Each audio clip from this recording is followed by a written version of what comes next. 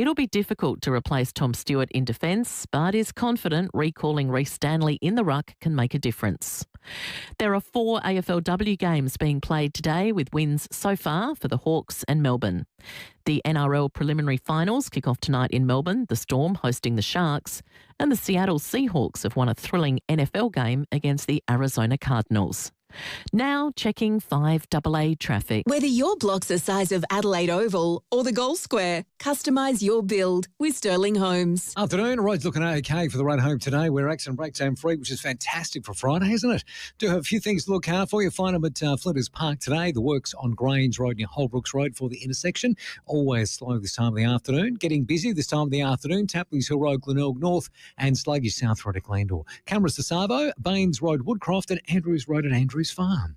Savings for footy finals at BWS. Get a case of James Squire 150 Lashes Pale Ale for $54. Save 8. Hurry offer ends Sunday. T's and C's apply. Choose to drink wise. Adelaide's most accurate traffic on 5AA. Now the 5AA forecast. Get the Toyota Forklift Advantage. Visit toyomaterialhandling.com.au. Mostly sunny this afternoon. A possible shower tomorrow, 18. Sunday, cloudy and 19. Monday, showers, 21.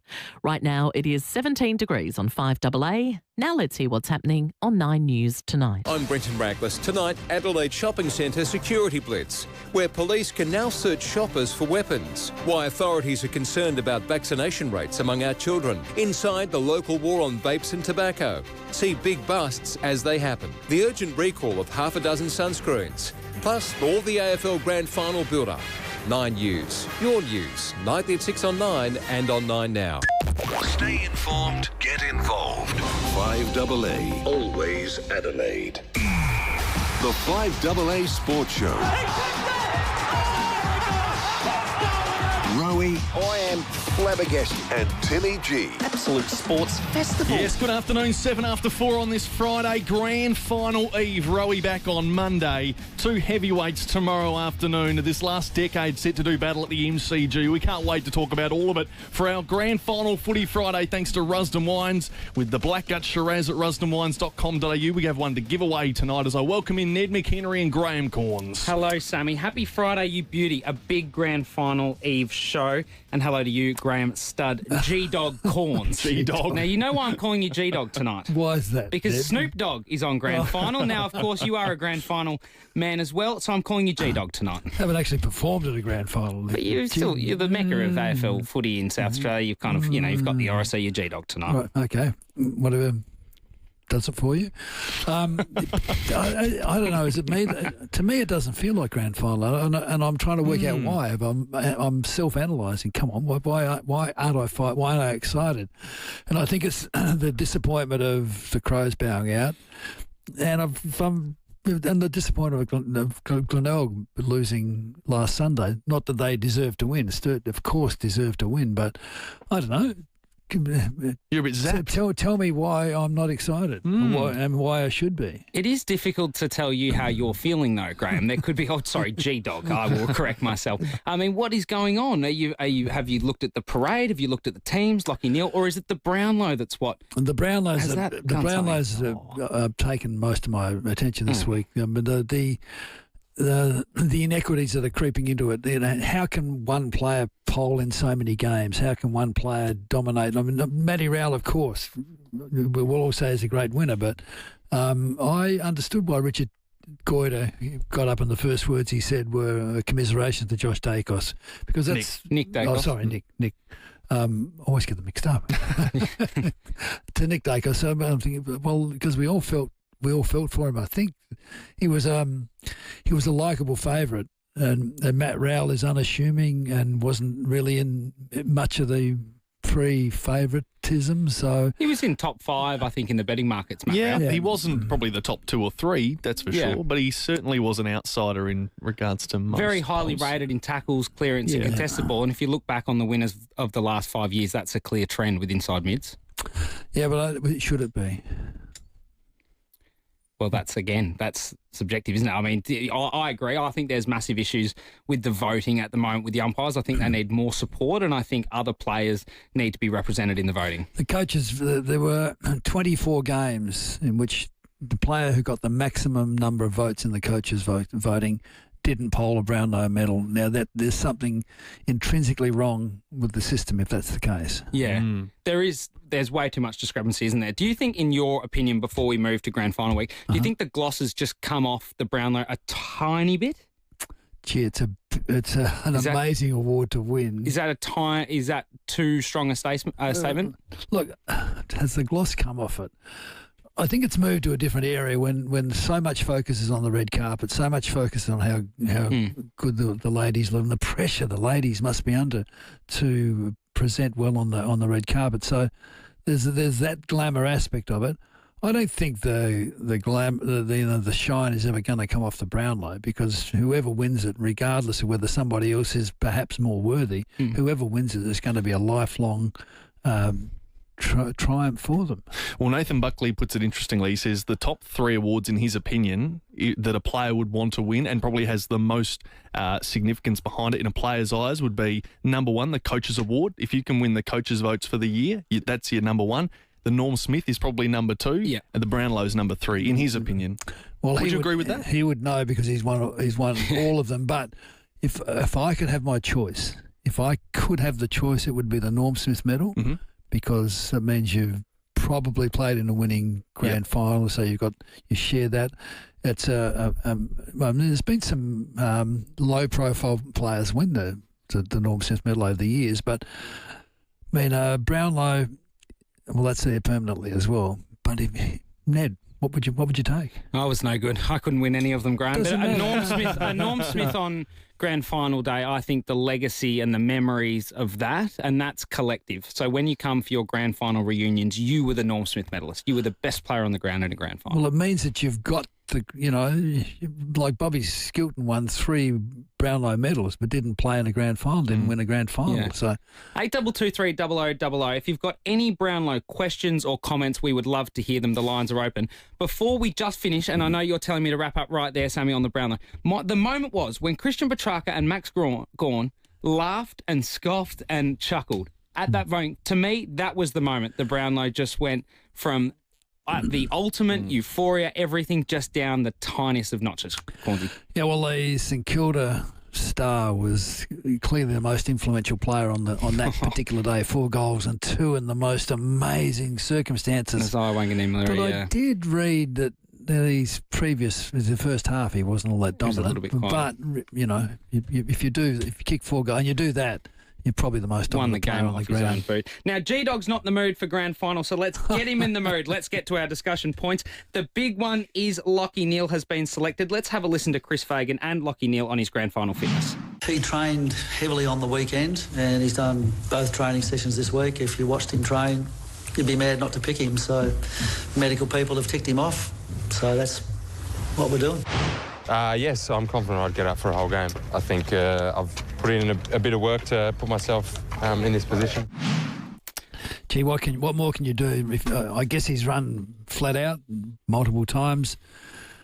We speak to Richard Champion a bit later on, which we've recorded, and he makes a good point, though. It's the spontaneous movement, the unexpected movement where you've got to change direction or just push off quickly that is when you're most vulnerable. Have you done a calf, Ned? I haven't done a calf, no. I've done soft tissue injuries and I've played through injuries before. Our listeners and Matt and I, when we were on the show, were talking about the risk of it, the gamble, and the engagement on the show was fantastic. But Chris Fagan is adamant that it isn't a risk. That's the thing. Do you see it as a risk, or if he's fully fit, he's good to go? Well, he trained flat out last week, and from what I saw him running around the ground, I mean, when will he be fit? If he's not fit now, and they're having trained solidly, and I assume they've put him through, paces where he had to be flat out, start immediately, spontaneous.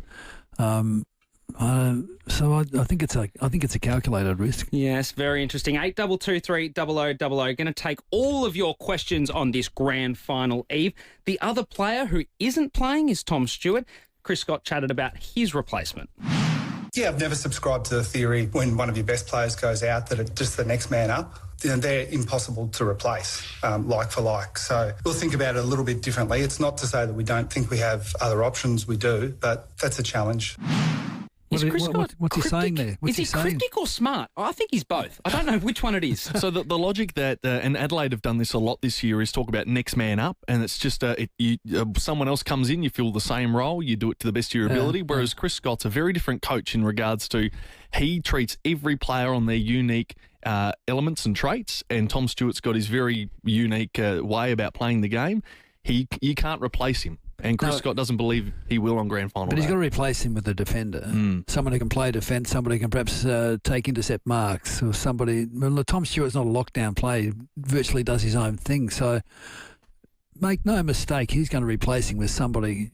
Somebody will have to fulfil that role at some stage, I would think. I like these texts. If the glosses come off the Brownlow, Ned, then why is there such a big deal about Nick Dog not winning it so far? Cheers, Q-Dog from Quinton. So everyone's getting on board with the dog nicknames there, G-Dog. We love your texts and we love your calls. We're going to get to all of your grand final predictions and calls. I think what Chris Scott was saying there as well is Geelong will have different modes and different methods with the way they play. In inverted commas, as I put them up on the live stream, they'll have a Tom Stewart way of playing, whether it's generating a +1 or organically the wing comes back in a certain way. It might just be that Geelong have to play a slightly different way with a player that isn't as smart as Tom Stewart or doesn't have the understanding around how to play that role. Gee, you're going to change your game plan on grand final day? No, I'm talking about lots of modes within their holistic game plan. Now, it's like when the Crows put that T-board up that Stephen Rowe spews up in when he's in the commentary box. Now, that's a tempo mode. So they make the ground big, they try and take uncontested marks and control the ball. So in a lot of ways, it's very similar. If Geelong are playing a +1 structurally, or they're trying to generate one through a wing, and Tom Stewart's the player who's smart enough to come off their opponent and read the play and sit behind the ball, then he's that player. But clearly, Chris Scott doesn't feel there's someone either in the VFL or currently in the AFL team who can play that role adequately. It's going to be interesting to watch. There's no doubt about it. I don't think he's going to change his game plan too much, though, on grand final day. Seems too big a risk. But Chris Scott, let's play that audio again, Sam. Play that audio.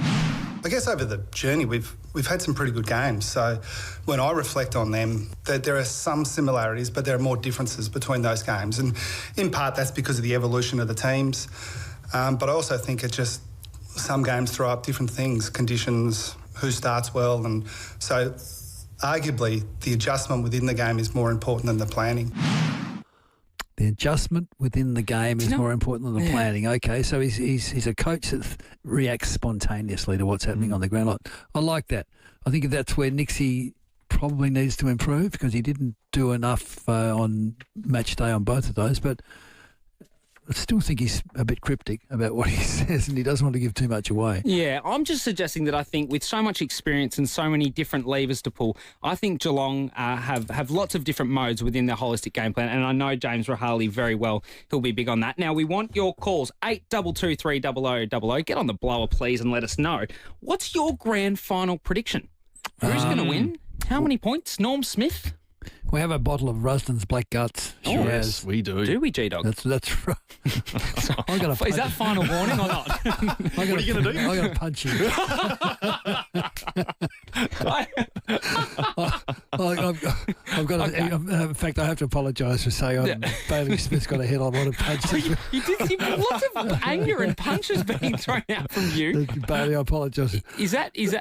I'm not being. It's just in the spirit of Snoop Dogg and others. No, I think it's an age thing. Okay. As you get older, you get grumpier. So that's fine. All right. Stud it is. Stud, what's your grand final prediction? I've gone for Brisbane. I just think they played Geelong twice this year, beaten them. Okay. They're in good form coming in. And no Tom Stewart, basically. So that'll be a big enough change to the Geelong lineup. Well, maybe. I think it'll be close. So look, I think it's a toss of the coin as much as anything. Ned? Yeah, looking forward to everyone's calls. 822 300 00. Give us your grand final prediction. Who wins by how much, and even a Norm Smith for a chance to win that Black Guts. For me, I think Geelong win. I think Geelong win. I think it's going to be closer than what a lot of people are saying. Interesting, Cornes, and I want your take on this. What do you think the average winning margin of AFL grand finals is in the last 10 years? The last 10 years, there's been some close ones, but Sydney was a blowout. 30 points? Very good. Very, very good. It's 46 points. Is it that I've bad? asked a lot of people in the office. They said it was a lot less than 30. 46 points is the average winning margin. So I'll just go through it quickly. 60 points, 4 points, 81, 74, 31, 89, 5, 48, 22, 46. So only 2 games in the last 10 grand finals that have been settled by less than 3 goals. That's surprising, isn't it? I think we go back to the start of the century between West Coast and Sydney, those really close ones. So anyway. Yeah.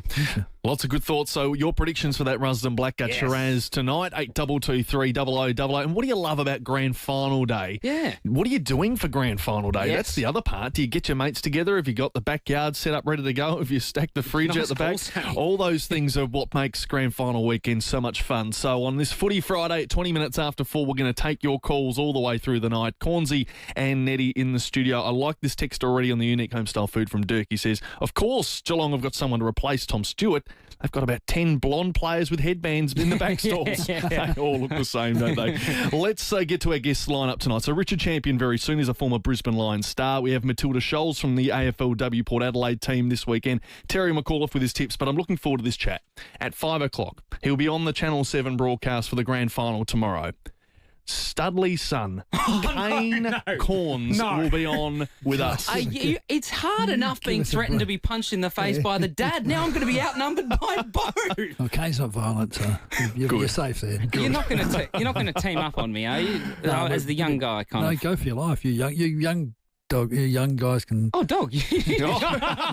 21 minutes after 4 with Ned and Cornesy here on 5AA. Rowie and Timmy G on the 5AA Sports Show. From the coast to the outback, if you're planning a road trip, Ned McHenry will help you get there. Join Ned every Thursday at 11 a.m. with Graham Goodies for On the Road with Ned. Thanks to Travel Auctions. Dreaming of a bargain holiday? Bid the price you want to pay. Travelauctions.com.au. Bid, win, go.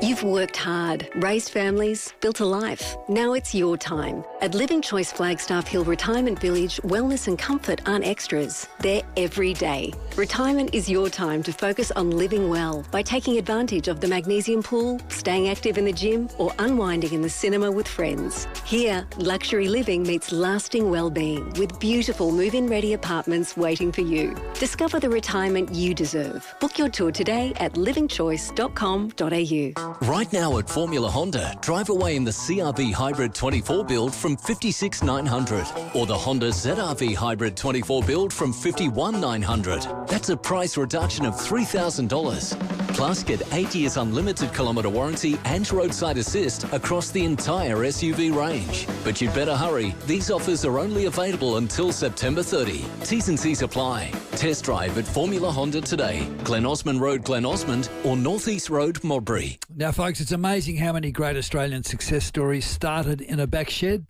So it's fitting that it's the exact same place where the Olympic Industries story began. Yeah, great things happen in sheds, and even greater things can happen in an Olympic Industries shed. So don't miss your opportunity to grab a bargain with Olympic Industries Spring Sale.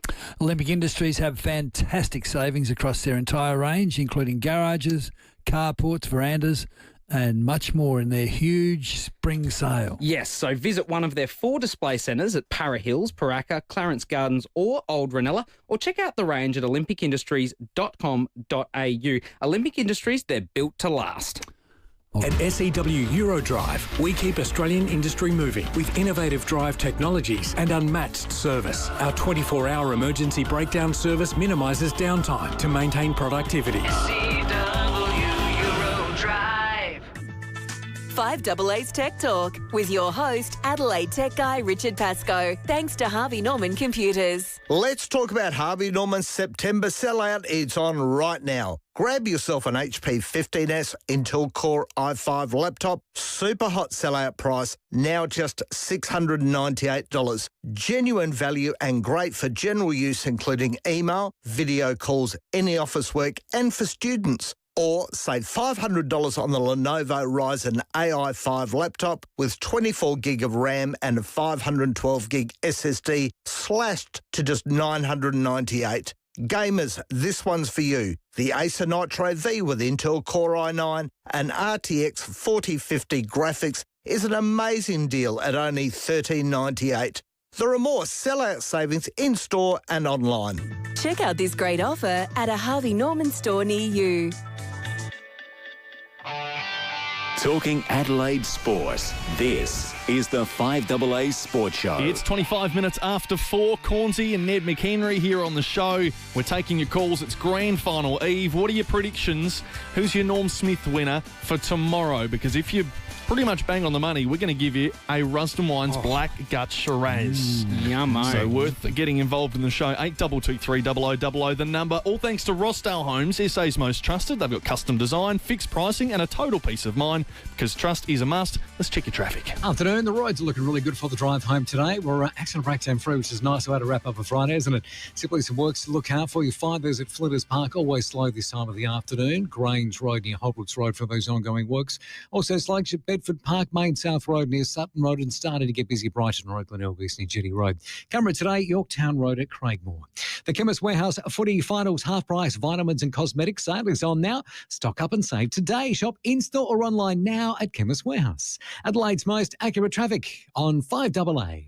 Yeah, welcome back. Taking all of your calls on grand final predictions, of course, to get that bottle of Black Guts. Tell us who's going to win and maybe a Norm Smith cheeky suggestion. But why? We want to know why. Get your analyst mode on. Quinton might do that from old Ranella. G'day, Quinton. G'day, Ned Dog. G'day, Stud Dog. Yeah, I like this. I like this Q Dog. Come on, what do you got? We've got Bailey Dog winning the Norm Dog. And we've got the Cats Dog winning by 23. And I reckon the first goal will be Cam Dog. Oh, Cam. Remind me. Yeah. Cameron. Oh, I thought you were talking about Cam there.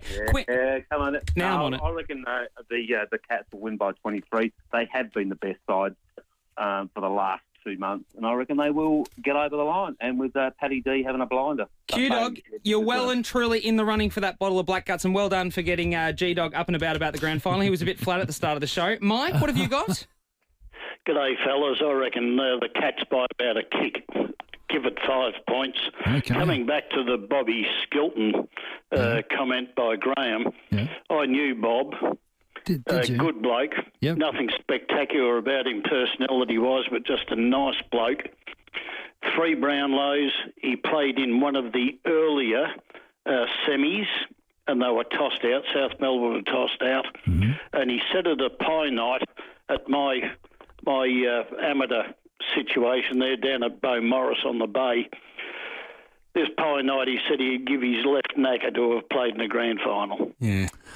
Yeah, one thing to play in it, another thing to win it. You know, the thrill is to play in a grand final, but when you've lost it, it's the worst feeling in football, I think. So, but you're surprised you didn't say he to me, Mike. He was a charismatic, engaging sort of guy. He was good. He was good in the media. You seem to downplay that role of him a bit. Oh no, far from it. All I'm saying is he wasn't a big head at all. He's just a lovely bloke. Yep. Terrific bloke. He was a plumber. Started off as a plumber. Very good. We're loving your grand final predictions for that bottle of Black Guts. Give us a call, 8223 0000. Matty from Woodville. Hello, Matt. How you going, guys? Very well. I'm thinking Cam Rayner for the Normie and Brisbane by 29 points. Brizzy by 29, Matt. Why do you think that? I just think that they definitely won't give Dangerfield the real estate that he had last week. No Tom Stewart. I think both teams are really well-rounded, but I just think that Brisbane have just got a lot of guys that can sort of just take the game on and blow it right open. Gee, I think you're underestimating. Like, I'm with you. I'm tipping Brisbane as well. Yeah, but nice call, Matt. You're underestimating Geelong's talent. You know, they've got some exciting players as well. Does Dunkley go to Dangerfield, guys?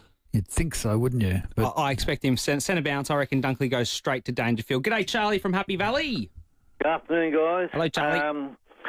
I'm I wrote after last year's loss by Geelong in the preliminary final that Geelong were a bit stiff because they were unlucky in the preliminary final, and they would have smashed Sydney in the grand final if they'd have got there.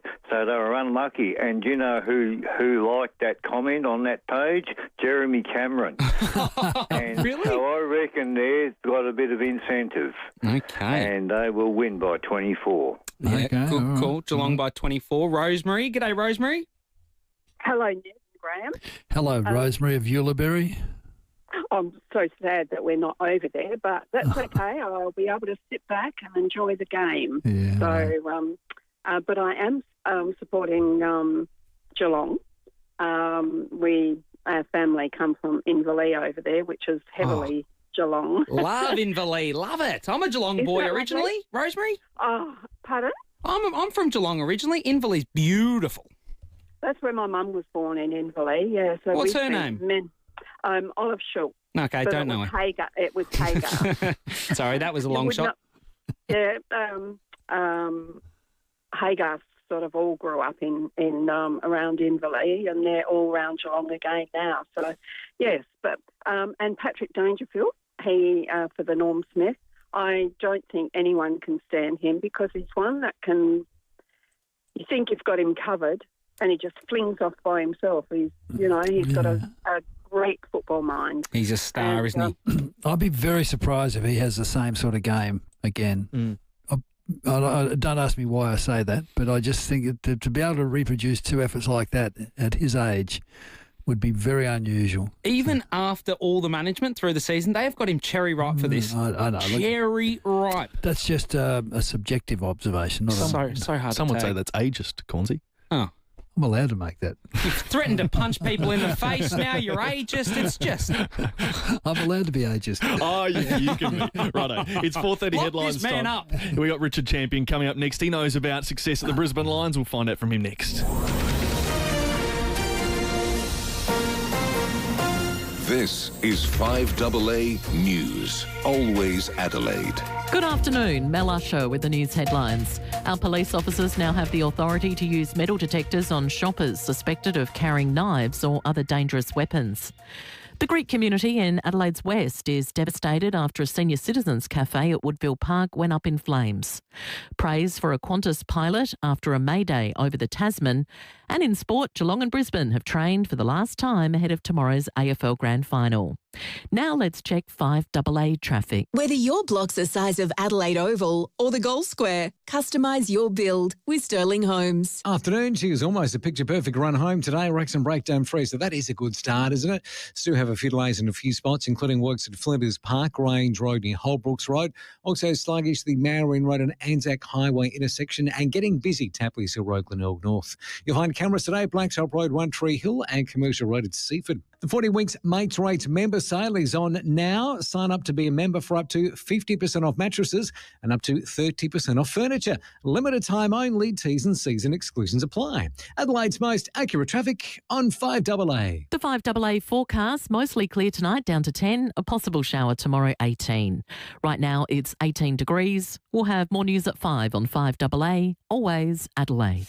On the eve of one of the great weekends, it's our pleasure to have Bruce McAvaney on the 5AA Breakfast program. David Penberthy and Will Goodings. What do you think of the performance of the two local SA sides this year, Bruce? Adelaide's leading breakfast show. Well, Port, it just all went wrong for them, didn't it? And look, I expect they'll bounce back pretty well. 5AA Breakfast. I think Adelaide did a fantastic job. They went from 15th to 5th. Now, there was disappointment at the end. I'm an optimist, and I think Adelaide can be a top 4 team next year. Weekdays from 6 a.m. on 5AA. Always Adelaide. Get saving now with City Discount Tyres. We're offering great deals on the world's top brands in tyres, wheels, suspension and parts. Suitable for four-wheel drives, SUVs and passenger cars, including Falcon, Michelin, Pirelli, Kumho, Hankook and many more. Finance options available. Search citydiscounttires.com.au and locate your nearest dealer today. City Discount Tyres. We're driven by value. Get Get summer ready with TJM. Whether you're hitting the beach or heading off-road, TJM has the latest in four-wheel drive and camping gear to keep your adventure ready. Check out our brand new 270-degree freestanding awning, rooftop tents, camp chairs, fridges and everything else you'll need for the ultimate outdoor setup. Drive with confidence all summer long with TJM's range of bull bars, vehicle protection and premium suspension options, including GVM upgrades. TJM Nailsworth, Ranella and now Mount Gambier. You could win $150,000 in next week's St. John Christmas Home Lottery Mega Draw. There's over 10,000 prizes to be won in the $7.5 million prize pool, including the $5 million grand prize package. You don't want to miss out. Enter before midnight Sunday for your chance to win $150,000. Your ticket will also be entered into all the weekly prize draws.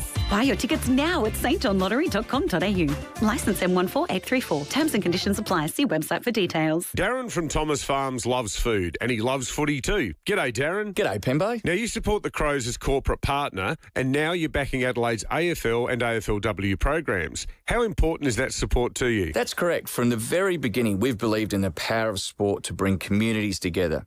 And that means supporting the game in its entirety. When the AFLW launched, we didn't hesitate to get behind them and extend our support. And you're a big fan of local footy too? Yeah, well, that's right. As a past player, our sponsorship deal with Sturt reflects the mutual dedication to fostering community spirit and sporting excellence. Great sport, great food and great people. That's the trifecta. Thomas Farms. Check out their footy finals boxes, farm to fork flavour, made for finals footy. Talking Adelaide sports. This is the 5AA Sports Show. It's 25 minutes to 5. Cornesy and Ned McHenry here. We're taking your calls, 8223 0000 for that Rusden Blackgut Shiraz. We want your grand final predictions. It is grand final eve. How excited are you for tomorrow's game? What are you doing for it? If you call in, tell us your prediction, your winner, your margin and your Norm Smith. Closest to the pin will award you that Rusden Blackguts. Looking forward to it. Let's chat to someone who knows all about grand finals. Folks, in this grand final week when Brisbane are well and truly in the mix, one of their champions is the champion. Richard Champion joins us. Richard, how are you? Rosie, Ned, how are you guys? Yeah, he said hello to you, Ned. Oh, yeah, well, yes, hello. But with such a wonderful introduction and the pun as well, I thought it was up to you then to go again, Cornesy. Oh, we're all new at this, Richard. What's the mood like, Richard? Oh, mate, the mood at the moment is I am a bit flat at the moment, Cornsey, because I was in Melbourne for the last couple of days. I went down and did a couple of functions down there, but I had to fly back to Brisbane last night, and I got to bed at about midnight. And I'm hosting a conference down the Gold Coast, kicking off tonight for the next 4 days. Like, who in the hell organises either a wedding, a conference, anything grand final weekend? So, but they're paying me a lot of money, so I've sort of got to do it. What are you doing these days? For many years after you finished playing, you're involved with the club. Are you still? Look, I worked for AFL Queensland promoting the game for about 5 or 6 years when I finished. Then I worked for the Players Association for 5 years, and then I sort of bought a business, bought an employment agency in the cleaning industry, and I've still got that. So I just run that sort of 9 to 5, and commentate for Triple M, host a lot of functions in a couple of bands. So every day is different, mate. You just slipped that one in a couple of bands. Yeah. You know what it's like being a rock and roll superstar, Corny. There's one big difference. You've got some talent. Well, how close to the club are you these days? Oh, look, well, we see every home game, both, the Lions and the Suns. So I was very pleased for the Suns to make the final for the first time. That was very exciting. Look, I keep in touch with the boys. A few of the boys play golf out at Brookwater, where I'm an ambassador. Can I just throw this in? I got home at midnight last night. I teed off at 7:10 this morning. I actually had my first hole-in-one today. Oh, you're kidding me. I'm so excited. Yeah. Well, tell us all about that now that who cares about the footy? I don't give a rat's who wins the footy. It's all about my hole-in-one today. Richard, what don't you have going on at the moment? Oh, Ned, I tell you, it's a busy lifestyle. I'm loving just getting up every morning going, right, what's on today? Oh, that's right, I've got that conference down the Gold Coast, or I'm playing golf, or I'm calling the footy, or I'm hosting something, or it's really good. I'm really enjoying life. Well, on that hole-in-one, can you recount all the details? Was it intentional, 100%. or was it? How much time we got? Well, not a lot, but well, it was the fifth at Brookwater, the fifth hole at Brookwater. Obviously, it's a par 3, but it was a black tee challenge, so we're off right at the very back market. Oh, okay. It's a very challenging course at the best of times, and pulled out an 8 iron, and we were looking into the sun, and I've gone, oh, that's either just made the green and on and really close. And I looked in the rangefinder and I said, oh, I can't see it on the green. Oh, maybe it's caught the bunker at the front. Oh, no. Anyway, I've gone up, and so we didn't actually see it go in. And I've looked at the bunker. It's not there. Then I see the pitch mark about a foot away from the hole, and I've got, oh, my God, it can only be in. Sure enough, there it was. Okay, look, back to the footy. Sure. What chance do you give Brisbane? Oh, look, I give both teams a huge chance. Yeah, as you know, Cornsey, it's on the day, it's on the night. Whoever brings the pressure and whoever makes the most of their opportunities will win the game. They're both very talented teams. Brisbane's forward line worries me, but, you know, they worried me against Collingwood too, and they had a fantastic win against them. So, you know, the Lachie Neale thing's a bit of a risk. Yeah. Because you can dawdle around, you can run 8Ks, you can do that, but the intensity of games when you're really, you know, pressing off, you know, and when you have to go and you spontaneously have to move, that's when calf muscles can go again. So I hope he gets through. I really do. But if he goes early, that is a huge risk. But Charlie hasn't done much on the scoreboard recently. So look, maybe that's a good thing. Maybe he'll step up. But their midfielders are really stepping up. Their young tall guns like Ty Gallup and Logan Morris have done a really good job stepping in, you know, for your Joey Danaher's and the likes that we've been missing. So, if those boys can kick a couple each, that'll give the Lions a big hope. But if Jezza Cameron gets hold of the footy again, you know, look out. He is an absolute superstar. But that matchup with Harris Andrews will be a ripper. Richard, you played from 1991 to 2000. We watch the Gabba now. It just rocks. Charlie's got his motorbike going, country home, take me home, whatever it is. What's footy like in Brisbane now? It seems to have just gone to another level. Yeah, it certainly has. We've been getting crowds of, 34, 36,000, which is a sellout at the Gabba. I mean, the way that it's constructed, and it's a really good buzz with that sort of crowd. I know you get 50 odd at Adelaide Oval there, but that's a really good crowd for Brisbane, and it's been pretty consistent. So we normally have a floating population of 5,000 that either goes to the Broncos or the Reds or the Lions or whoever's winning in that particular year or season. And it's been Brisbane this year, and with the Suns that are going well, it's just elevated the whole AFL status in the state. So the Lions have been consistent for a long time. This is their third grand final in a row. And just when I was starting to doubt, Chris Fagan and potentially his ability to manage a team on game day, it's put that to bed now. And the players just play for him. And he makes his call, and he doesn't adjust the magnets much on game day, but he just has faith in the boys that are on the field at that point in time and lets them go and do their thing, and it's worked out for them. So there are good a chance as any on the weekend. You just have to get there and then put it in place, and last year's experience will count for a lot. Well, hang on. You don't sound like you got a lot of confidence in Chris Fagan. He's a premiership coach. I did it 2 years ago, Cornsey, and let me tell you, there was a few board members who were of the same opinion. But that got changed quickly when they got over the line. So, first of all, when they made the grand final, and then obviously when they won it. So there were a few doubters that he could take them to that next step. 100%. Okay, all right. Now, more importantly, how's your forget the hole in. No, Richard, not the hole-in-one. We've been through the hole-in-one. Your dad, Clem champion, legend, 1960 male medalist, runner-up 3 times. Is it true they're writing a book about the champion family?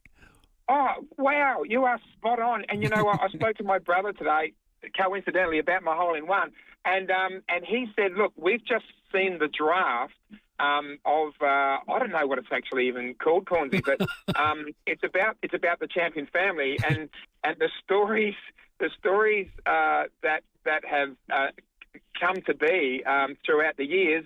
Now, my brother quickly said, I forgot about this one, but he was with his brother once, and they threw a stone. I think what was the story? It was something about a pigeon was getting attacked. One of their homing pigeons was getting attacked, or something was happening, and his brother threw a rock at this thing that was trying to attack something, and he accidentally hit that in the head and knocked him out.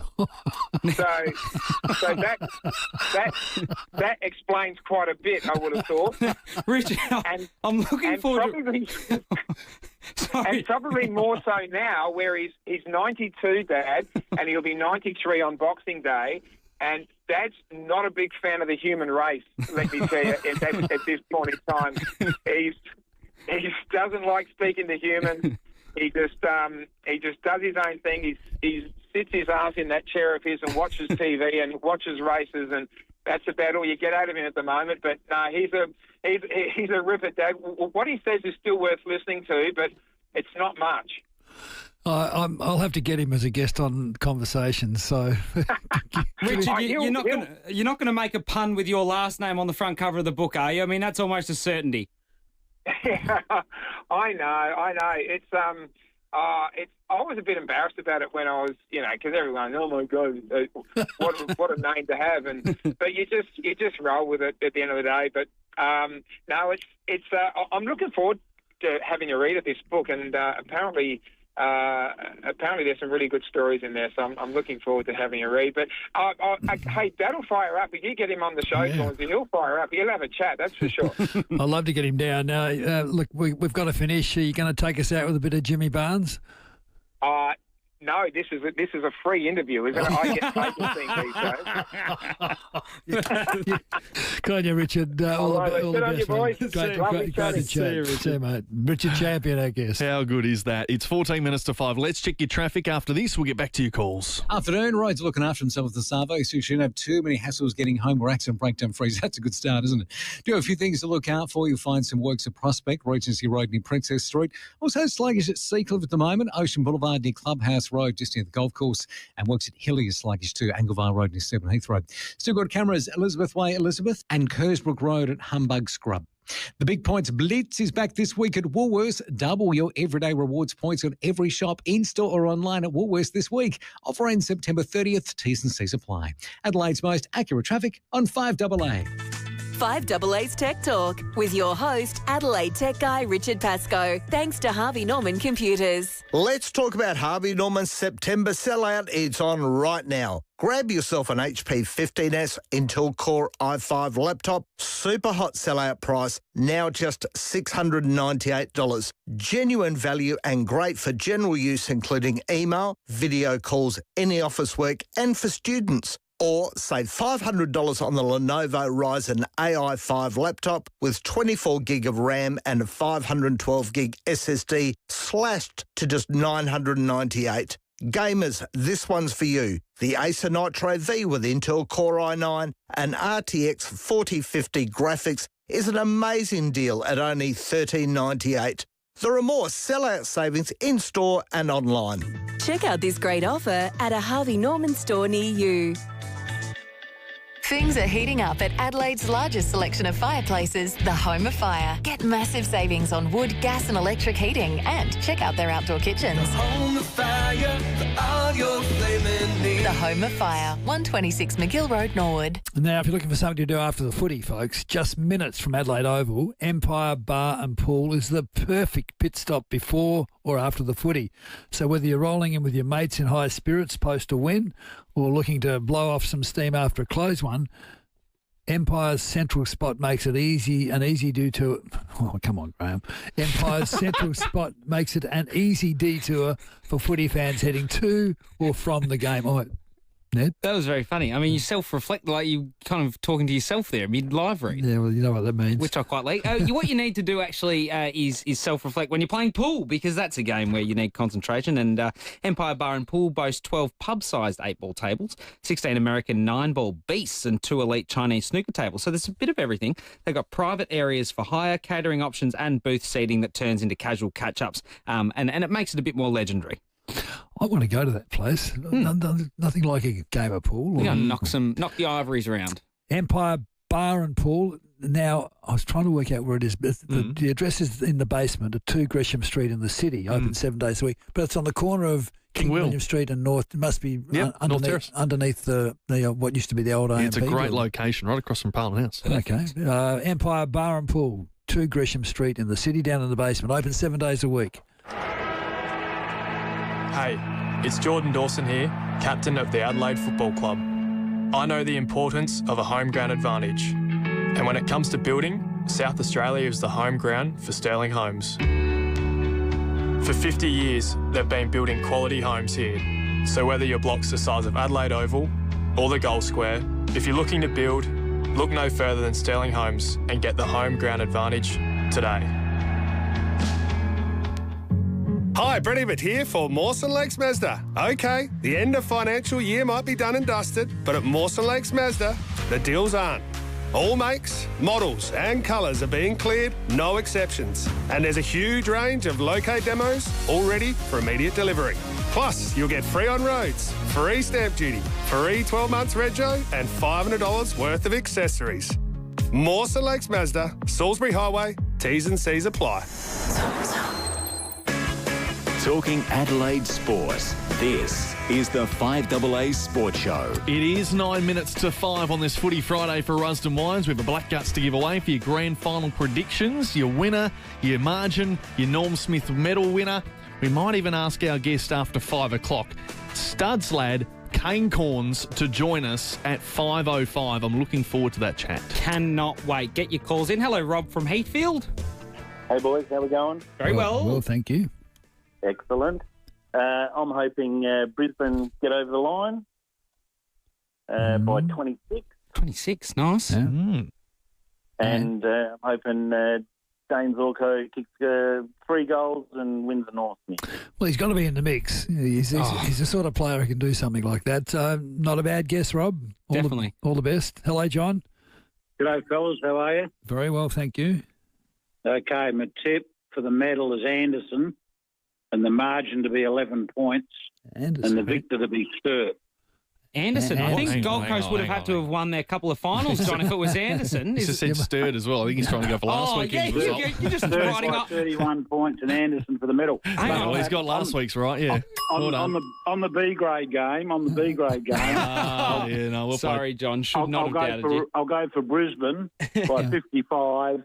And Rayner to win the medal. Oh, now we're all over. Okay. Well done, Fair John. enough. Yeah, nice. Cam Rayner's going to be interesting. Will Cam Rayner get Mark O'Connor? That's the question. Obviously, we saw that battle. He tried to take Mark O'Connor deep, got those free kicks. So I think McCluggage and Cam Rayner will be the two that they go to pretty heavily. He's explosive, but he's a bit hit or miss, Cam Rayner. But you wouldn't give him any latitude because he can do things in 2 or 3 minutes that'll win you the game. Hello, Tina. Oh, hello, boys. How are you? Hi, Very Tina. well, thank you. I'm going to go for a draw. Oh, Tina, classic. Well, there can't be a draw, Tina, these days. Oh, come on. They play extra time. No, but if it is a draw at the final siren, Tina, you will be getting that Black Guts. That's clever. So you're the first one for a draw. If it's a draw, can I have 2 if it's a draw? I'll tell you what, Tina, I will personally go and get you another Black Guts if it's a draw. I'll get you 3. Actually, no, I don't earn enough money for that, Tina. Just 2. Nah, I'll just be happy with 1. But I'm going to go with your previous couple of callers before, I think. I'm going to go with Zorko as well. Yeah, nice call. Nice call. Bit of love for Zorko. Thank you, Tina. Hello, David. Graham, how you going? Very well, thank you. I think Brisbane by 18 points. Brisbane by 18 points. A lot of love for Brisbane here. A lot of love for Brisbane. And also McCluggage for the Norm Smith. Yeah, he's a fair chance. He's a good player. He's a bit inconspicuous at times, though. Do you Yes, find he that? is, but he's had a bit of form, so I think he's going to go there. He's And going to get the also- tag, David. He's going to get the tag. No, it doesn't matter. Oh. Grand finals, everyone gets taken grand final. Well, not really. Maybe not many people get taken grand finals because you've got to do it on your own merit. I'm a so I bit think. confused by that last 10 seconds then. And I reckon, and another little tidbit I might say, I reckon Snoop Dogg will sing songs that everyone knows, not his own repertoire. Oh, you reckon? Now, I think he'll sit, and I reckon he Like will. Jumping 'cause he Jack doesn't want to Flash? play- No, nothing like that, bro. You think he's going to do a rapping version of Up There Kazali or something, David? He'll do what's that song? Believe. I reckon he'll do that song called Believe. By Cher. No. The classic song. Who sings I've lost my memory about. Anyway, but I reckon he'll do songs that it won't be on his normal repertoire, but it'll be songs that he'll want the crowd to know. It's a bit like Tina. If Snoop Dogg comes out and sings Believe, you will get 2 bottles of Blackguards. Interesting, Dave. You could be that specific with you. We know the Menu Log song. He did that one pretty famous for all. I like the Snoop Dogg talk. Let's get to Nick at Grange. Hey, boys, as a Hawks supporter, it pains me to say Geelong by 8 goals, Cameron kicked 6, and to win the Norm Smith. Yeah. Okay, that's pretty educated. I reckon they'll run all over them. I honestly do. I think Brisbane. Yeah, I reckon they'll run our legs. So you think Brisbane have run their race? If they haven't and they win, no one will be happier than me, mate. I would be delighted, but I just can't see it happening, sadly. Okay. Very interesting. Did we put Leicester to Cameron to start, Cornsey? Wouldn't Harris Andrews go to him? Nah, Leicester usually goes to him, and then Leicester got moved off him when he was really dangerous early in that first final, and Dizzy Gardner went to him after that. So it's a question, if Cameron gets up the ground, Leicester usually plays on him. You're probably right, but I think it's you reverse it. What's Geelong going to do with Harris Andrews? Yeah, well, that's interesting. There's been a conversation around potentially Blixarves going forward and playing on him, bringing in Reece Stanley. That's all to come. Can't wait for grand final. Get your calls in, 8223 0000. There's that Black Guts up for grabs. We want your predictions, winner and margin, and even a Norm Smith if you're feeling extra cheeky. Brian from Old Noongar. G'day, Brian. Yeah, I'm going to back Brisbane by 17 points. Yeah. And I'll go Hugh McCluggage as the Norm Smith. Another one for Hugh McCluggage. Some love for Hugh. I like that, as you were saying before about Blitzarves going to Harris Andrews. Yeah. Keep him accountable, give him a bit of run around. I think Blixarve's been the most underrated player to this point in the final series. I think he's been in their top 2 or 3 best players in both finals. He's played in the ruck. He's done a bit of everything. He's so versatile. He is an absolute gun. Is he always not underestimated? I think he's one of the most underestimated players in the competition. Full stop. Highly rated indeed. It's 3 minutes to 5. News is coming up. We've got Kane Cornes and McHenry here. Next, we're going to speak to Kane Cornes, and then we'll get a grand final preview at 5:30 tonight. You two are going to go hard to work. You're great footy heads. Get a little bit studious this afternoon when you were doing your homework. How is this grand final going to play out? We're going to talk about all that, plus your predictions for that Ruston Blackguards in the next hour. Steinborner has done it again. The Jack T9 Ute has landed at Jack Motors in Gawler. Enjoy a 5-star ANCAP safety rating, 7-year unlimited K warranty, 7-year roadside assist and 7-year capped price servicing. The Jack T9 impresses with a turbocharged diesel engine, 4x4 dual range transmission, 3-ton towing capacity, and it can easily handle a full-size Aussie pallet with a 1,045 kilo payload. All this from $39,990 drive away. Jack Motors, it's well worth the trip. Gawler, Barossa and Clare, or at gawlerjackmotors.com.au. Is your tech causing chaos? You need Gigs to You. Got a constantly crashing computer, weak Wi-Fi, problematic printer? Our fast and friendly gigs are available to come to you. No fix, no fee, Gigs guarantee. Gigs to You, part of Officeworks. You could win $150,000 in next week's St. John Christmas Home Lottery Mega Draw. There's over 10,000 prizes to be won in the $7.5 million prize pool, including the $5 million grand prize package. You don't want to miss out. Enter before midnight Sunday for your chance to win $150,000. Your ticket will also be entered into all the weekly prize draws. Buy your tickets now at stjohnlottery.com.au. Licence M14834. Terms and conditions apply. See website for details. Imagine you have a dog bounding across your garden of lush green turf. He jumps, he rolls, he lays on his back, feet in the air, and gives himself a good old scratch. A dog really knows how to appreciate grass. And you can appreciate yours every day when you lay lawn in your garden from the Turf Farm. The Turf Farm plant it, nurture it, harvest it, deliver it. And importantly, they guarantee it. Trust the Turf Farm. Go to theturffarm.com.au. Thirsty Camel here, and I've got some unseriously good footy finals deals, like hard-rated 10-pack range $44.99, Jamison Irish Whiskey 700ml $55.99, and Mumm Cordon Rouge Champagne 750ml $67.99. Say hi to your mum for me. Phew! They are some real winners. Camel on down and grab a bargain. Thirsty Camel. Why so serious? Pricing may vary in country areas. Offers in September 28. Drink responsibly. Even camels get thirsty. Sorry to interrupt, but Binge Basic is now just $4.99 a month for 12 months. Don't have Binge? Sign up before October 20 at binge.com.au/satisfied. Binge. Now that's satisfying. At Holistic Care SA, we're focused on capacity building, not just care. We help people with disability gain the support, skills and confidence for independent living. Whether it's creating a resume, catching a bus to the footy, or learning to cook independently in your home or in one of ours, Holistic Care SA makes those milestones happen. For a friendly chat about supported independent living, visit holisticcaresa.com.au, because everyone deserves the chance to become who they're meant to be. The very latest news and information. This is 5AA News. Always Adelaide. Mostly clear tonight, down to 10. A possible shower tomorrow, 18. With the 5 o'clock news, I'm Mel Usher. Agostino Mitsubishi's is overstocked with demos that must be cleared. Upgrade your vehicle today. Nailsworth and Mawson Lakes. SAPOL now have additional powers to maintain public safety and conduct weapons searches in selected shopping centre precincts. The new laws came into effect at midday today. The 8 shopping centres where the laws apply include Arndale, Marion, Elizabeth and Burnside Village.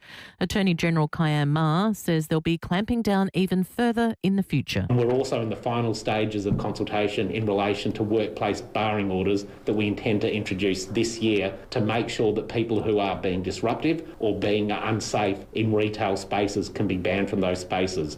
Heartbreak for the owner of the Senior Citizen Greek Cafe at Woodville Park. Fire has gutted the premises on Kilkenny Road. The cafe has been described as a community hub. The cause of the blaze unable to be determined. Paul has told Seven it's a big loss. I'm disappointed actually, because I used to go there and we all go there and just have a good time and talking with the boys. The owner was insured and may rebuild or relocate. The federal government maintains the pharmaceutical benefits scheme will remain intact despite a new tariff imposed by the US. From next week, medicines exported into the American market will face a 100% levy. The US has been critical of Australia's PBS system, which provides patients with discounted prescription drugs. Health Minister Mark Butler says he's monitoring the Trump administration's decision. None of these latest announcements for the US administration make a jot of difference to our determination to protect the PBS. The PBS has served Australians so incredibly well in terms of providing them with affordable access to the world's best medicines. Passengers say staff were very composed while dealing with a Mayday call on a Qantas flight bound for Auckland today. The 737 had been in the air for nearly 3 hours when the alert was issued over fears a fire had broken out in a cargo hold. This man was on board and says everyone was very calm. They just said there was a smoke alarm that had gone off in the cargo bay. They were very calm about it all. They just said we're taking precautions. So, no, the staff were really good. Former FBI Director James Comey has been indicted on 2 charges. The counts are making a false statement to Congress and obstruction of a congressional proceeding. Responding to the indictment after it was filed, Comey said via video statement posted on social media he was innocent and welcomed a trial. Now turning to 5AA Sport. Collect the latest Pokemon packs and single cards at Sports Card World, Regent Arcade, Rundle Mall. Brisbane Lions coach Chris Fagan denies he's taken a gamble by selecting Lachie Neale for tomorrow's AFL Grand Final against Geelong. Neale has been sidelined by a calf injury. Fagan doesn't believe he's taking a risk. No risk. We wouldn't play him if there was a risk. And he's done both training sessions this week. If you watched him train, you'd be mad not to pick him. So medical people have ticked him off. So that's what we're doing. The Sydney Thunder are declaring it the biggest signing in the history of the Big Bash. Indian spin legend Ravi Ashwan has joined the men in green for the upcoming BBL season. General Manager Trent Copeland says it's a major victory for the Thunder. I really am struggling to put it into words, if I'm being honest. Biggest signing in the history of the BBL. All 8 clubs wanted this guy. Ashwin has chosen us, which is a really cool story. At the China Open, Aussie Alex de Minaur has won his first-round match effortlessly. Craig Gabriel is there. Back aces on the last 2 points of his match has given Alex de Minaur a 6-4, 6-love win over Bojan Ciocchetti, and Demon is into the second round. He's maintaining a place in the world's top 8, which bodes well for him qualifying for the year-end championships in November. The third seed next plays Arthur Rinderknecht for a place in the quarters. Earlier defending women's champion Coco Gauff also won 6-4, 6-love. That's sport. Now checking 5AA traffic. Whether your block's the size of Adelaide Oval or the Gold Square, customise your build with Sterling Homes. G'day there at Regency Park, a breakdown, South Road near Regency Road, Dover Gardens, urgent telecommunication works, Seacombe Road near the OTR, speeds at 40, and slow for works at Penfield Gardens, Anglevar Road near Curtis Road. Cameras to Savo, Kersbrook Road, Humbug Scrub, and Main North Road at Blakeview. Dan Murphy's has you covered for footy finals. Get Corona Extra 3 55ml bottles 12-pack, 2 for $57 for My Dan's members. Ends Sunday. Choose to drink wise, T's and C's apply. Adelaide's most accurate traffic on 5AA. Now the 5AA forecast. Get the Toyota Forklift Advantage. Visit toyotamaterialhandling.com.au. Mostly clear tonight, down to 10. A possible shower tomorrow, 18. Sunday, a morning shower or 2, 18. And Monday, showers increasing, 22. Right now, it is 18 degrees on 5AA. Now let's hear what's happening on 9 News tonight. I'm Brenton Raglis. Tonight, Adelaide Shopping Centre Security Blitz, where police can now search shoppers for weapons. Why authorities are concerned about vaccination rates among our children. Inside the local war on vapes and tobacco. See big busts as they happen. The urgent recall of half a dozen sunscreens. Plus, all the AFL Grand Final build-up. 9 News. Your news. Nightly at 6 on 9 and on 9 Now. In Adelaide and across South Australia, this is 5AA. Always Adelaide.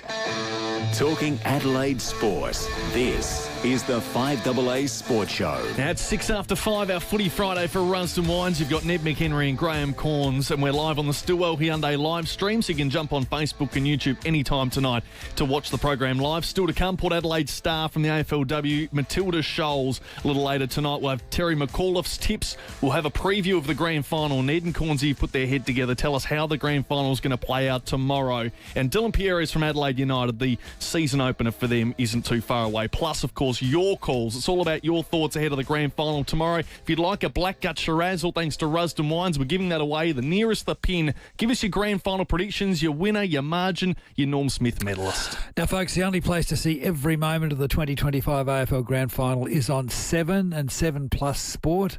Live, free and exclusive from 8:30am Saturday on Channel 7 and 7 Plus. And on behalf of Channel 7, or by Channel 7, our next guest joins us, Kane Cornes. Welcome to the program, my son. How are you? Thank you. Great to be back. Been a while since I've been on the 5AA Sports Show, so great to be back for a big occasion, and looking forward to a big game tomorrow. Well, we're very selective about who we have on. I know. How did this get through?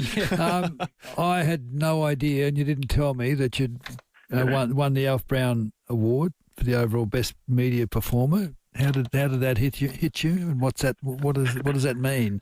I don't know. Like, it wasn't something that I was sort of out there bragging about, but it was good recognition. It's a pretty hot field. Obviously, there's some amazing people that work in the media and cover the game, and probably probably never been more people working in football media. It has been well documented. So to take that out and to be voted by your peers, I guess, was a really nice honour, and it was a good night and a good recognition of all those people that I work alongside. I mean, the producers and all the people that help you get to air and make you look good when you're on air. It was as much about them as it was about me. And the Lou Richards Medal, that's the qualities displayed by Lou: personality, use of language, humour, care for the game. How'd you win that one? Oh, you're not sure? Well, for the second year in a row as well. So thanks for keeping up. No, it was.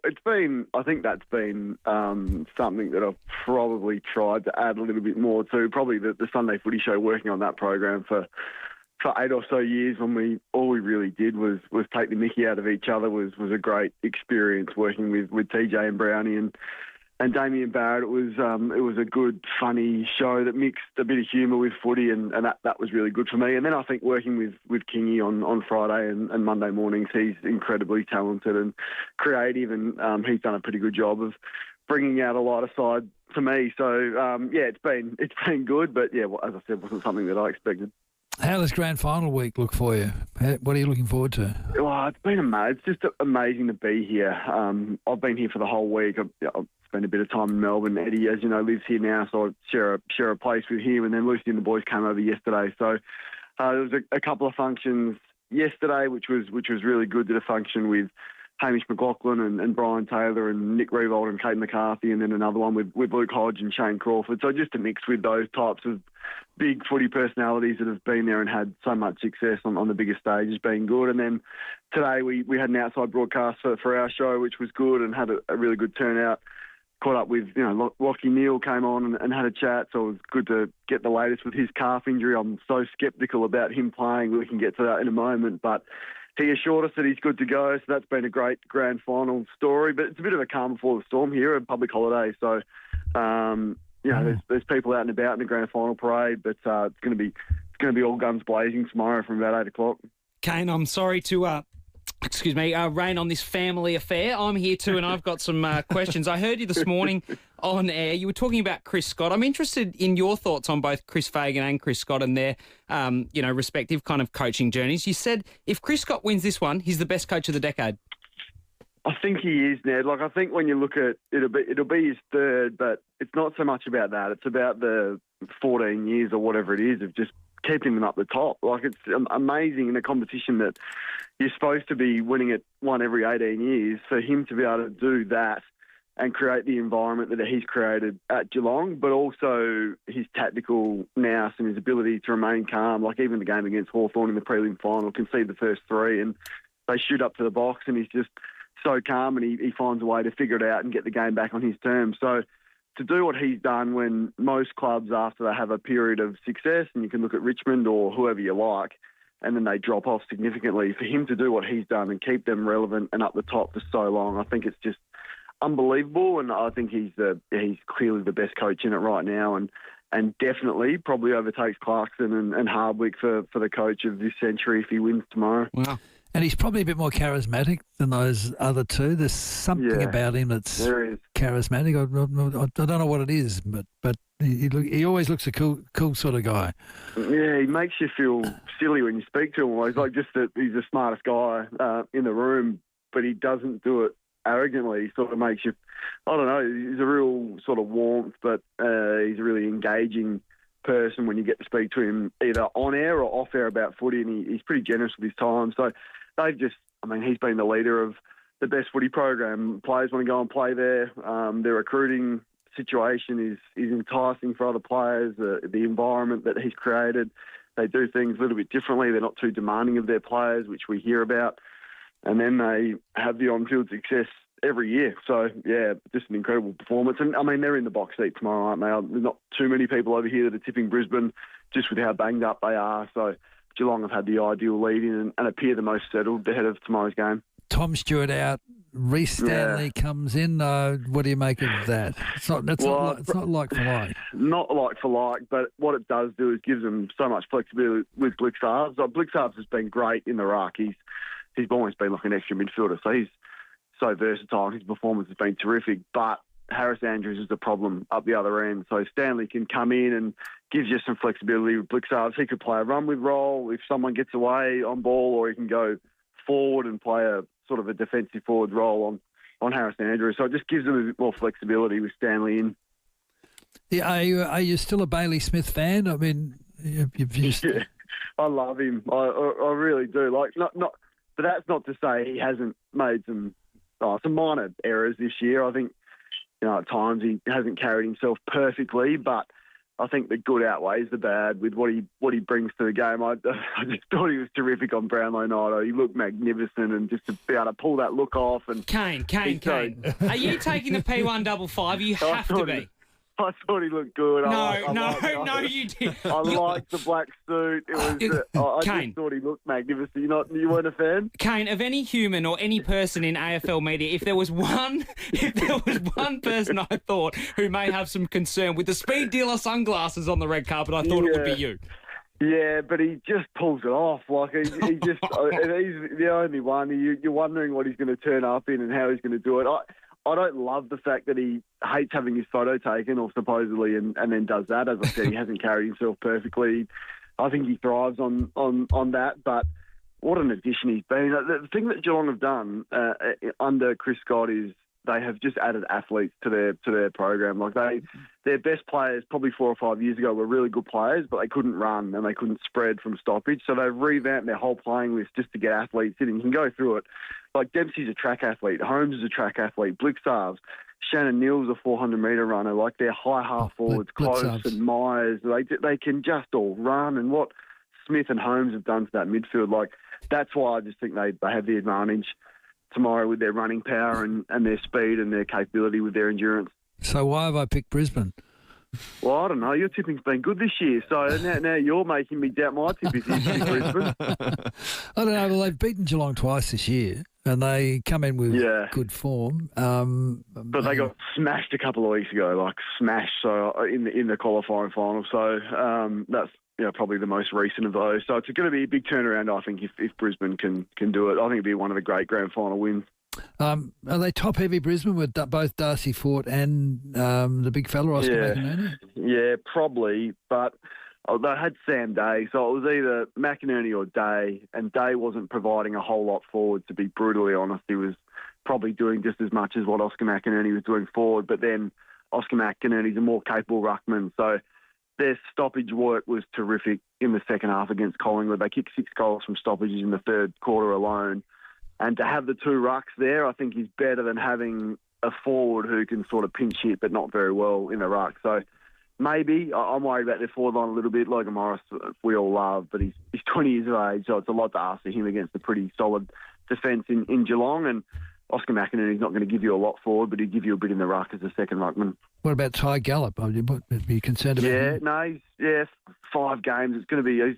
He's grown. I've seen him live the last 2 weeks actually in both the finals, and he's just got better every time I've seen him, and he's grown into it and looks more confident. But what is it? Game number 6, grand final. It's the stage is big, so it'll be hopefully he can compete and clank a couple of contested marks and maybe kick a goal or 2, but once again it's a lot to ask. Now, Kane, I've got one more question for you, but before that, summarise for us. We're asking our listeners, margin winner Norm Smith, go.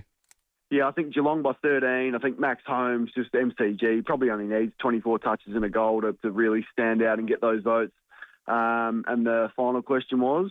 The final question is, after grand final day, you get the keys to the AFL. You've only got them for 24 hours. What's one thing you're doing? The first thing. Only one. I could just wheel off 10 here. Now, I would go stand rule gone, protected area more lenient with that. Long-term contracts, I'd strip back to 5 years. I'd go a shorter off-season for the players, get them back earlier, so they have some time to embed the program, and I think that would alleviate some of the injury concerns. But there's so many things. The umpiring, I'd make them work more hours rather than be work from home and part-time, and the pretty ordinary umpiring performance that we've seen this year. There's heaps of things, but you focus on footy, don't you? Like you try and get the footy stuff right, the rules, the umpiring, the tribunal right, before you worry about the other stuff, and that's where my focus will be. You didn't mention the ugliest sight in football at the moment, which is the two ruckmen grappling every time. I showed. He's been showing me videos on this, Kane, every day before the show. Like 1993 when Sean Wren used to run up from 15 metres away, and they used to smash I was showing the boundary throw-ins where you had legends like John Nichols and Polly Farmer competing. Yeah. The ball's thrown in, they stand apart, they run and they jump together. They don't wrestle and hold each other, and it's a cleaner way of doing it. I can't understand why umpires aren't penalising ruckman more, because both of them hold. You don't have to. And they do it at centre bounce now as well, which is unfortunate. They just sort of stand next to each other like Brodie Grundy, and it's a ball up at centre bounce. So that's been lost. I think they'll change that. And then nominate. There's just little petty things that annoy me, like the players have to nominate, like I was kicked that they're the ruckman, and 6, 6 and 6. And a little one that really bugs me is Backman getting a stat for kicking the ball out from full back. It's just distorted all. It's distorted all the stats. Like, what a joke that you get a kick for that. So I'm a bit wound up, Ned. You've got me fired up. But that's fine. I need to remain calm. That's fine. Your dad's wound up too. He was showing me those ruck contests. He was almost crying about the state of the game. Then he was complaining that we don't do flat punts and drop kicks. He was kicking the footy with me in the hallway. It was just ridiculous. You're in trouble if he brings out the 1973 mark and goal. I've not done that. You're in real trouble if he does that. Kane, just finally, Snoop Doggy Dog, what do you think? You'd be pumped. Oh, it's not for me, but I mean, it's probably achieved what it needed to. It's been a lot of media about it, and he's brought a real buzz to it. So I was with Hamish McLaughlin yesterday, who had just come from an interview with Snoop, and really interesting character, but they're paranoid about what you can ask him, and you've really got to stick to the script of 20 questions which they provide for you, and he can't go outside of that. So what's the point of having journalists there, Kane? Why don't they just get an AI robot to read them out? Well, with the press that happened around this and Isaac Rankin and all of that, I think the AFL are pretty nervous about it. So I think they'll be relieved. He's on for 14 minutes and 40 seconds. I think I've seen the set list of his songs, so it's not my taste, but I think he'll put on a good show for probably those of us that are, those under 50s that enjoy his work. So what are you doing tomorrow? Do you have special comments? Is that the go? Yeah, so it'll be BT, James Brayshaw, Luke Hodge and myself calling the game, and there's a cast of thousands going to be there on air from 8:30 right through until 7. On 7, the only place that you'll see the grand final. So Bruce is going to be there. I mean, all the big guns will be there. Nick Revolt, Daisy Thomas, and Hamish McLaughlin. Yeah, it's going to be awesome. Joel Selwood, guys that have been there before. So can't wait for it. Slightly nervous and just hoping I don't stuff it up. Who wins the halftime sprint? That's the most important thing, isn't it? I haven't. Bruce is going to be calling that, so I'm looking forward to him calling it. He's in fine form, by the way. He's just been at the World Championships with the Athletics, so he's tuned in, ready to go. But a bit different. I think he tipped. We chatted to him this morning, and he tipped Nick Blakey, the Lizard from Sydney. Oh, probably. And not much love for the GWS captain, though. Toby Green is not that fast, is he? I think some players just put their hand up to get a free grand final ticket. Well, it's a cashy. It's $2,000 thanks to Colgate, and you get tickets, I think. For real, that's a good deal. Murphy Reid, I think, is in at the Rising Star. I don't know how quick he is. Yeah, I got offered one year. $2,000 is not worth embarrassing yourself, Sammy. You're better off finding a cashy here in Adelaide somewhere on Hindley Street. You go to the Black Bull or something. Well done, mate. It's great to be back on the world-famous FIVEAA Sports Show. I've missed you guys and appreciate you having us. Give us a shout-out tomorrow. I'll give you a shout-out tomorrow. You're doing a good job, by the way, Ned. Oh, I've enjoyed your work. Thank you. See you, mate. All the best. And you're not bad too either. Still got it. Yeah, well, I nearly forgot I was on today. I was cruising around home and thought, hang on. See you guys. Kane Cornes, you're going to see him tomorrow on 7. So coverage, it's a massive team, as you just heard. It's the only place you'll be able to watch the grand final tomorrow. It's on 7 and 7 Plus Sport if you're streaming as well. It is 22 minutes after 5 with Ned and Stud. Let's check your traffic. Afternoon, a breakdown at Regency Park, South Road near Regency Road. Dover Gardens, urgent telecommunications works there at the Sabo, Seacombe Road near the OTR. A little bit busy at the moment at Mawson Lake, Salisbury Hoe near Greenfields Drive, and a little bit sluggish as we speak, Morford Road at the Anzac Highway intersection. Cameras this afternoon, Elizabeth Way, Elizabeth, and Kersbrook Road and Humbug Scrub. Get the saving you really want with 3K of Ranger XLT Sport and Wild Track at participating Ford dealers only until September 30. Not available in conjunction with any other offer. Exclusions apply. Adelaide's most accurate traffic on 5AA. The NDIS does more than support individuals with disabilities. It paves the way for extraordinary people to thrive. 5AA puts the spotlight on great companies like Holistic Care SA. They're an NDIS-approved provider who help people with disability gain the support, skills and confidence for independent living. Their supported housing arrangements offer a safe space for extraordinary individuals to thrive and gain independence within the home. To learn more, contact Holistic Care SA. Keep listening for more great NDIS companies changing lives across SA on Adelaide's 5AA. Aldi's Aussie boneless pork shoulder is easy to roast. Oh, look! It's got no bones! I meant in the oven. Now only $8.99 per kilo. Aussie pork at Aldi prices. Aldi, good different. Hi, Brett Ebert here for Mawson Lakes Mazda. There's a lot to like about Mawson Lakes Mazda. They'll take care of you with next day servicing, complimentary loan car, vacuum and wash. And your breakfast or lunch is on them. Your car gets the love too with their state-of-the-art service centre, brimming with top-trained mechanics. At Mawson Lakes Mazda, they'll look after your car and look after you. Mawson Lakes Mazda, just a short drive from the city. 5AA's Tech Talk with your host, Adelaide Tech guy Richard Pascoe. Thanks to Harvey Norman Computers. Let's talk about Harvey Norman's September sellout. It's on right now. Grab yourself an HP 15S Intel Core i5 laptop. Super hot sellout price, now just $698. Genuine value and great for general use, including email, video calls, any office work, and for students. Or save $500 on the Lenovo Ryzen AI5 laptop with 24 gig of RAM and a 512 gig SSD, slashed to just $998. Gamers, this one's for you. The Acer Nitro V with Intel Core i9 and RTX 4050 graphics is an amazing deal at only $1398. There are more sellout savings in-store and online. Check out this great offer at a Harvey Norman store near you. Life's a journey. As you grow older, every step should bring you more of what you want.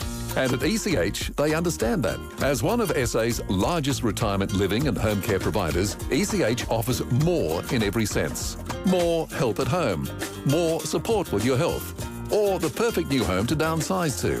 ECH won't tell you where you should be, but they'll always support you to get more out of life.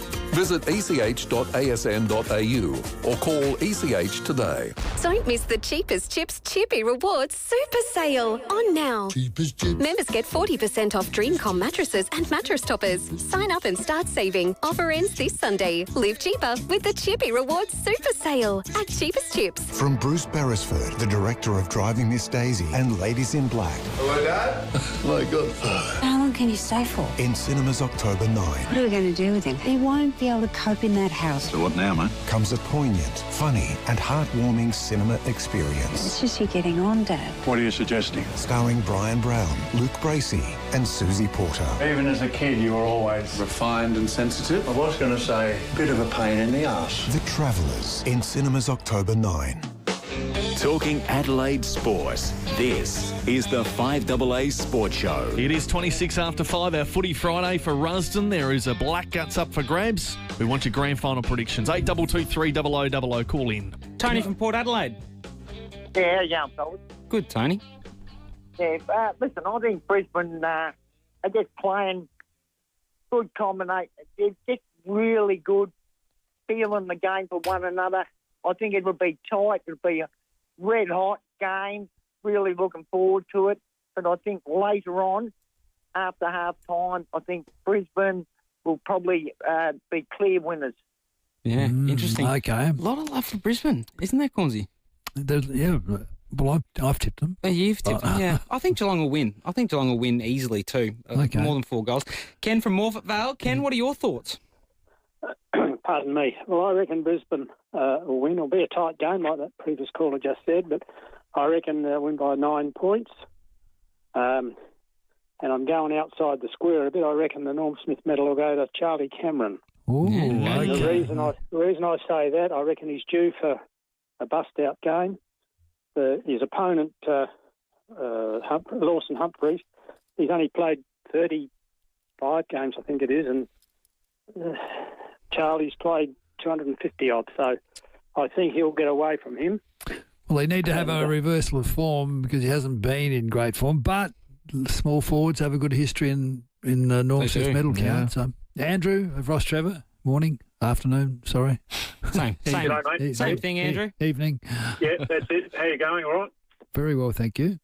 Good, getting pretty excited. Been a massive Cats fan for a long time, so I think 18. Okay. We haven't had to wait points. that long, Andrew.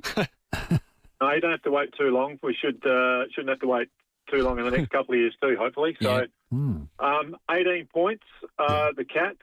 I think Holmes, or I'll go out on a limb and say Myers. I'm going to tip those two. And an interesting stat that I wanted just to go through. I don't know if you've heard this one or not yet. In red time throughout the whole of the season, so in time on, that Geelong actually were number 1 in the competition at red time score, and they nearly doubled the team that actually finished second. So they were up around over 400 points in total. Ooh. The next best was around 200. Is that right? That's a very good stat, Andrew. Yeah. Thank you.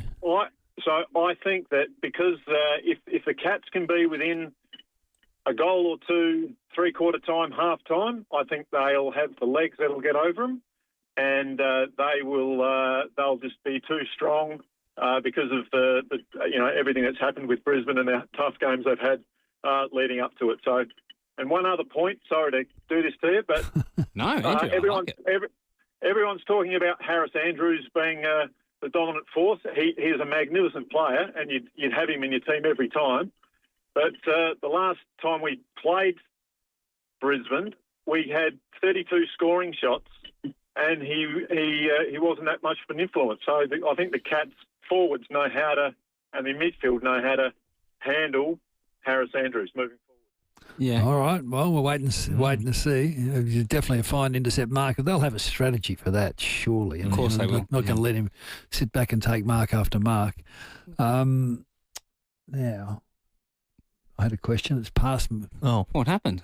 Well, what I was going to do was have a crack at you, young Ned. Oh, you can do that. Hang on. What are you wearing on your head? What? Oh, for those on the live stream, that is a hat. Did they not have those back in your day, G-Dog? Can you get a dirtier one? It is dirty. Yeah, I know. I'm sorry. Well, I should, considering it is a live stream, it might be nice to dress up a little bit. But that is a John Deere hat. It's got some blue anti-foul from my cray boat that I was anti-fouling on it.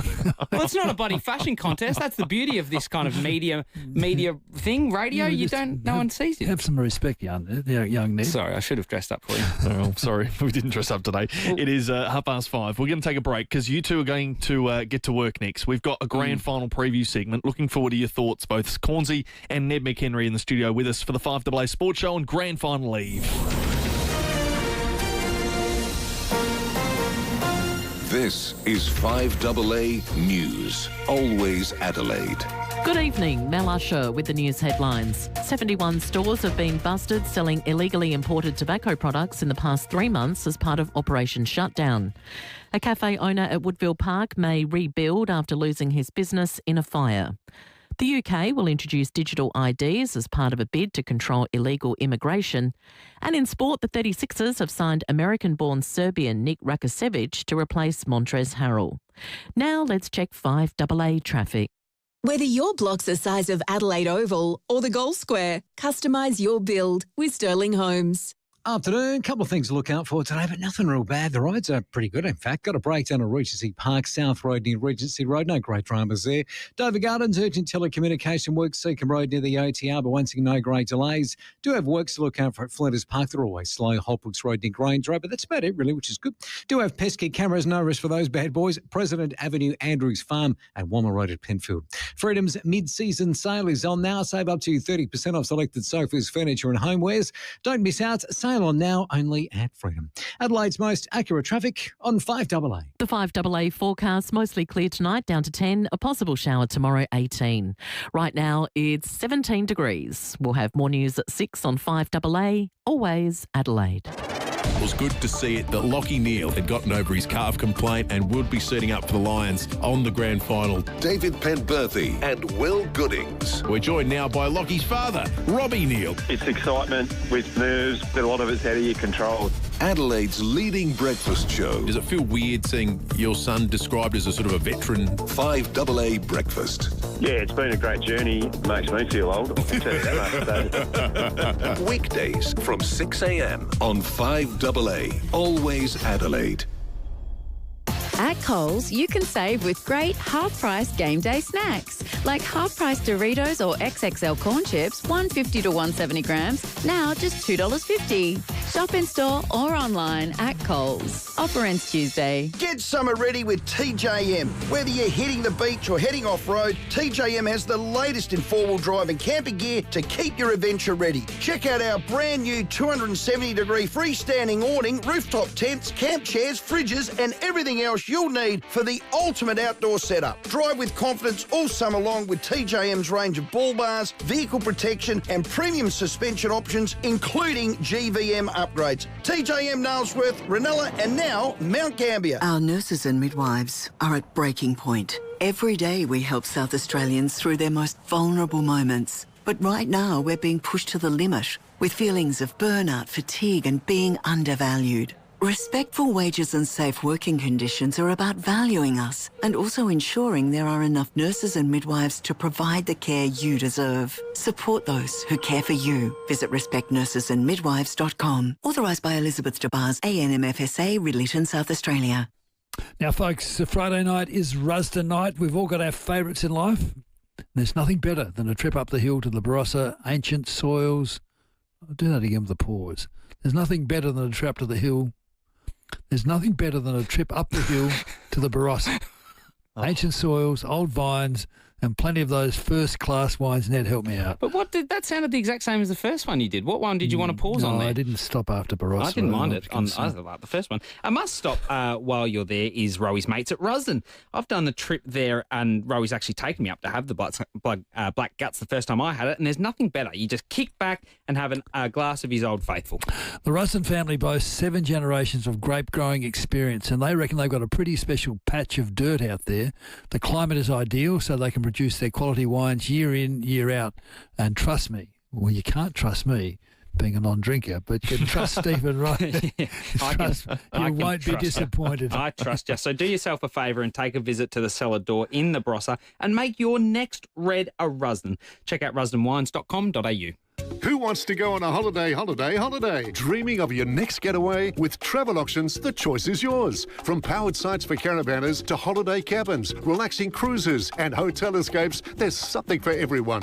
And here's the best part. You bid the price you want to pay. With Travel Auctions, it's as simple as placing your bid, and if you are successful, hello holiday. Travelauctions.com.au or call 1300 656573. No hidden fees, just great deals. Talking Adelaide sports. This is the 5AA Sports Show. We've had some battles. We've played each other a few times. We've both had some wins and both had a loss, so probably pretty equal. We think we'll be a little bit different tomorrow with a few things that we do, but more importantly, we just need to play with more intensity than we did last time.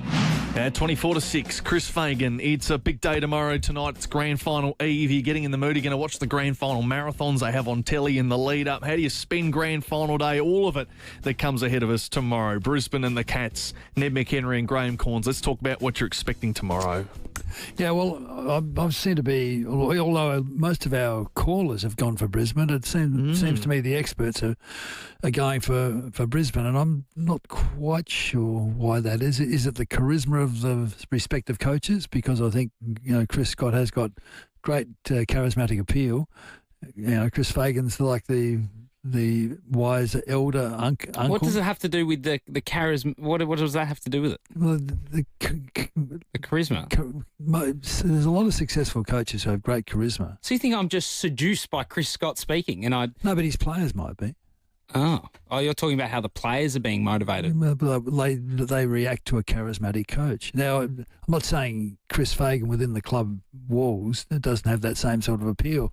But he doesn't appear to me to be the same dynamic presence that Chris Scott is. So, but But having said that, I like their talent. I like the talent that they've got, and particularly if Lachie Neale is fit. I think there's a few more explosive players in Brisbane. Do you think? Yeah, I think so.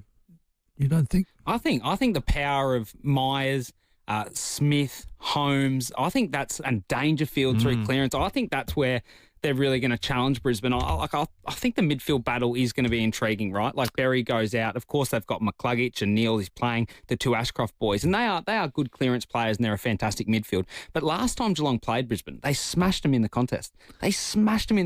And when you beat them in the contest and then they get you on the spread as they do, that's why they're the most potent scoring team, or one of the most scoring potent teams in the competition. And they play the game in their front half. That's what we've spoken about going into finals. They're the best forward 50 tackle team. They're the second best ground ball team inside forward 50, and they're the best for generating repeat entry. So once they generate that ball movement off clearance or off turnover, they get the ball in their forward half. They're efficient, and if they don't score, they'll just repeat entry until they get you again.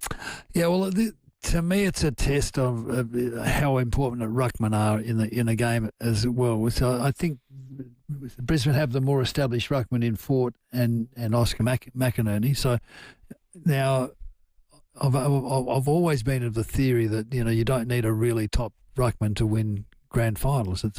Max Gawn was probably the last one, but a lot of grand final teams have tradesmen like ruckman, so to speak. So I think that's going to. But when I talked about explosive players, I talked about Rayner, of course, and Zach Bailey, and both really explosive, unpredictable players. So the points you make about the Geelong players and their stats are valid, but as I said, Brisbane have beaten them twice this year.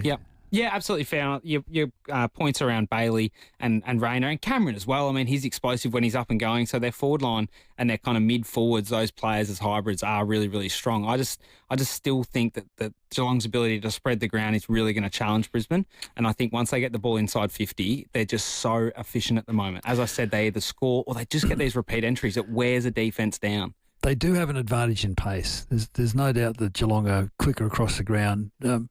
But I've never really, they never played an exciting brand of football like Collingwood or Hawthorn have played this year. I mean, you are obsessed with Collingwood and Hawthorn. I love the way they play. Now, it hasn't proved to be successful come finals time, which is a bit sad for the game. But there's times when Geelong can look quite boring when they play. Yeah, you're spot on. And look, I think Brisbane are exciting with their offense, but they also control the ball really well. So they're probably they are the best uncontested marking team in the competition. So James Rahali spoke on our program earlier in the week around stopping their uncontested marks, because when Brisbane control the tempo of the game, they are so difficult to stop. And that's what Murray Davis has introduced to the Crows, because the Crows only had one gear. And then Murray's come in and he's added a tempo style of play, which has allowed you to conserve energy and attack more consistently. But that failed in the end. Well, their midfield failed, really, didn't it? And also, the other thing that everyone's forgetting as Adelaide Crows fans, out of all the games in the final series, how many quarters did Isaac Rankin and Josh Rochelle play? Both of them combined. Well, I understand. Well, the Crows...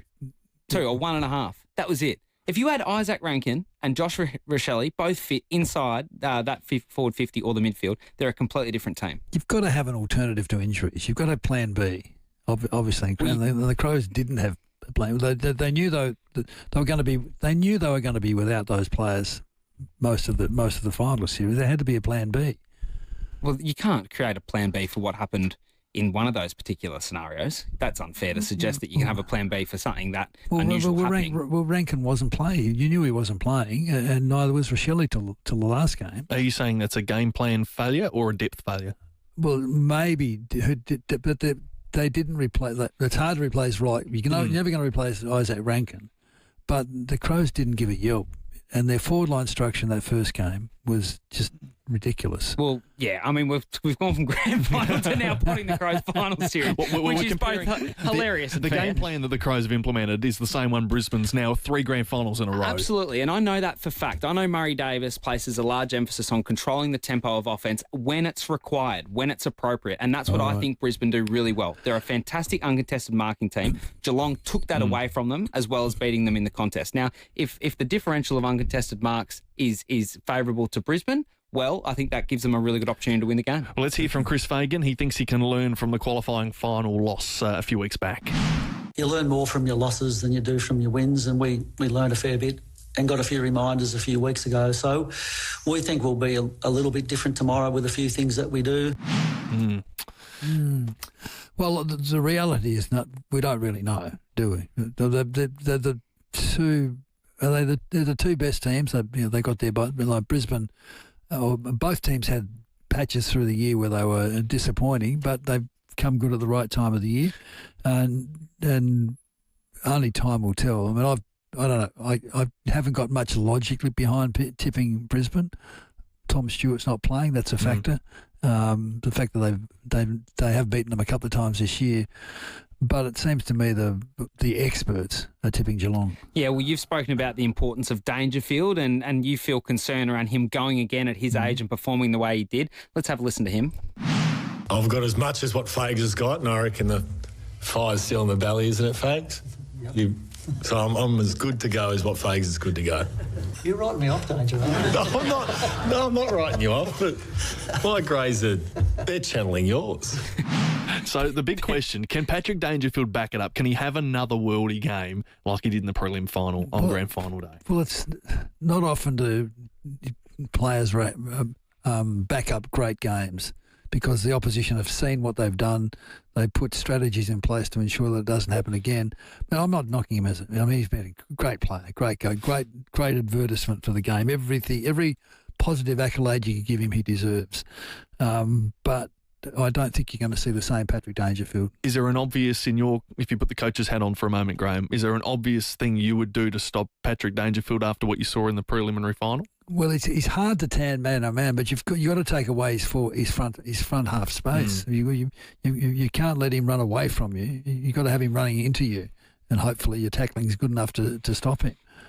Can we summarise this with a grand final prediction? I know you've said Brisbane, but what about a margin and a Norm Smith, please, G-Dog? Graham. I went Sean Manor for the... for the Norm Smith? No. In a losing side? Hang on. First goal? No, hang on. First goal. First goal. Yeah, I was going to say. Who did I go? Who did I go with? Because I've done it for the advertisement. So you've got to remember what you've written. Hang on, that is not our We'll go to the newspaper and find out tomorrow morning. Who did I pick? Okay, well, you go and do that. Let me give mine. Let me have a little minute of kind of airtime and self-indulgence. Geelong win by 28 points. 28 points. And that margin's creeped out a little bit for me today, literally in the last few hours. The more I think about it, I thought it would be closer. I think it's 28 points. I think Bailey Smith's going to win the Norm Smith. I mean, not that clever or kind of creative, is it? But it's funny, G-Dog, sorry, Graham, that you said Sean Manor's first goal. I've got him for 3 goals and 20 touches. I reckon he gets really close. I reckon he polls a few votes because I think he gets a Zorko or someone like that where he gets a bit of opportunity to get hard forward. I think he's still so underrated. Another really good pickup for Geelong. Pretty sure I went Zach Bailey for the Norm Smith. Good call. He does attract the attention. So, what does Brisbane win by if that's the case? 15 to 25. Close one? Okay. Yeah. I'm only doing that. I hope it's a close one. Everyone does. You want a contest. You don't want a blowout like we had last year. It was, in the end, so boring. Yeah. You need it to be in doubt till the end. 8223 0000. Give us a call. Give us your grand final predictions. The margin, the winner, the Norm Smith, of course. And I want to just touch on this after the break. There is something really, really interesting about how both of these sides have structured their list and got themselves to grand finals. Interesting. We'll continue the conversation. Ned McHenry and Graham Cornes on grand final eve. Let's check your traffic. G'day there at Regency Park. A breakdown to look out from the drive home South Road near Regency Road, but no great dramas or delays, so that's good. Dover Gardens, urgent telecommunication works, Seacombe Road near the server, but no delays there either, which is excellent. Little sluggish, Flinders Park, Holbrooks Road near Grange Road, always is this time of the night, and got a camera, Phillip Highway at Elizabeth South. Savings for footy finals at BWS. Get a 30-pack of Great Northern Super Crisp cans for $58, save $12. Hurry, offer ends Sunday. T's and C's apply. Choose to drink wise. Adelaide's most accurate traffic on 5AA. For over 50 years, Gliderol has been manufacturing and installing garage doors for South Australian homes. Spring is almost here, so why not improve the street appeal and value of your most prized possession? Order a new Gliderol door with operator before the end of September and you'll receive 2 extra handsets. Plus, we'll remove your existing door for free. Call Gliderol for a free measure and quote on 1300 799 144 or go to gliderol.com.au. Retail customers only, T's and C's apply. At Edwardstown Mazda, we've got something no one else in Australia has. We have Advantage Plus. That means 5 years factory warranty, an extra 5 years mechanical protection, 10 years roadside assistance, even a guaranteed future trade-in price no matter how you pay. All on top of reduced showroom exclusive pricing. No wonder they're the most reviewed and highest rated dealership in Adelaide. It's gotta be Advantage Plus. Only at Edwardstown Mazda. Now, folks, what could be better than footy, fire and farm fresh flavour? This final series, Up the Stakes with Thomas Farms. Check out their absolute ripper footy finals boxes. Listen to this. They're packed with South Aussie beef, lamb, pork and chicken, ready to impress your crew. Oh, fantastic. Whether you're hosting the big one or turning up with the goods, this is the box that, and here's the pun again, Graham, ups the stakes. Yeah. STEAKS. You can order from the website. It was a very clever little play on words there, wasn't it? Just go to thomasfarms.com.au or pick up one directly from any Thomas Farms butcher. You'll find them at Castle Plaza, Cavan, Norwood and West Lakes. Thomas Farms Ripper Footy Finals boxes, premium Aussie meat, farm to fork flavour made for finals story. Sorry, finals footy. Finals footy. Yeah. Same thing. It is a good story. Just press the button. Is it the end?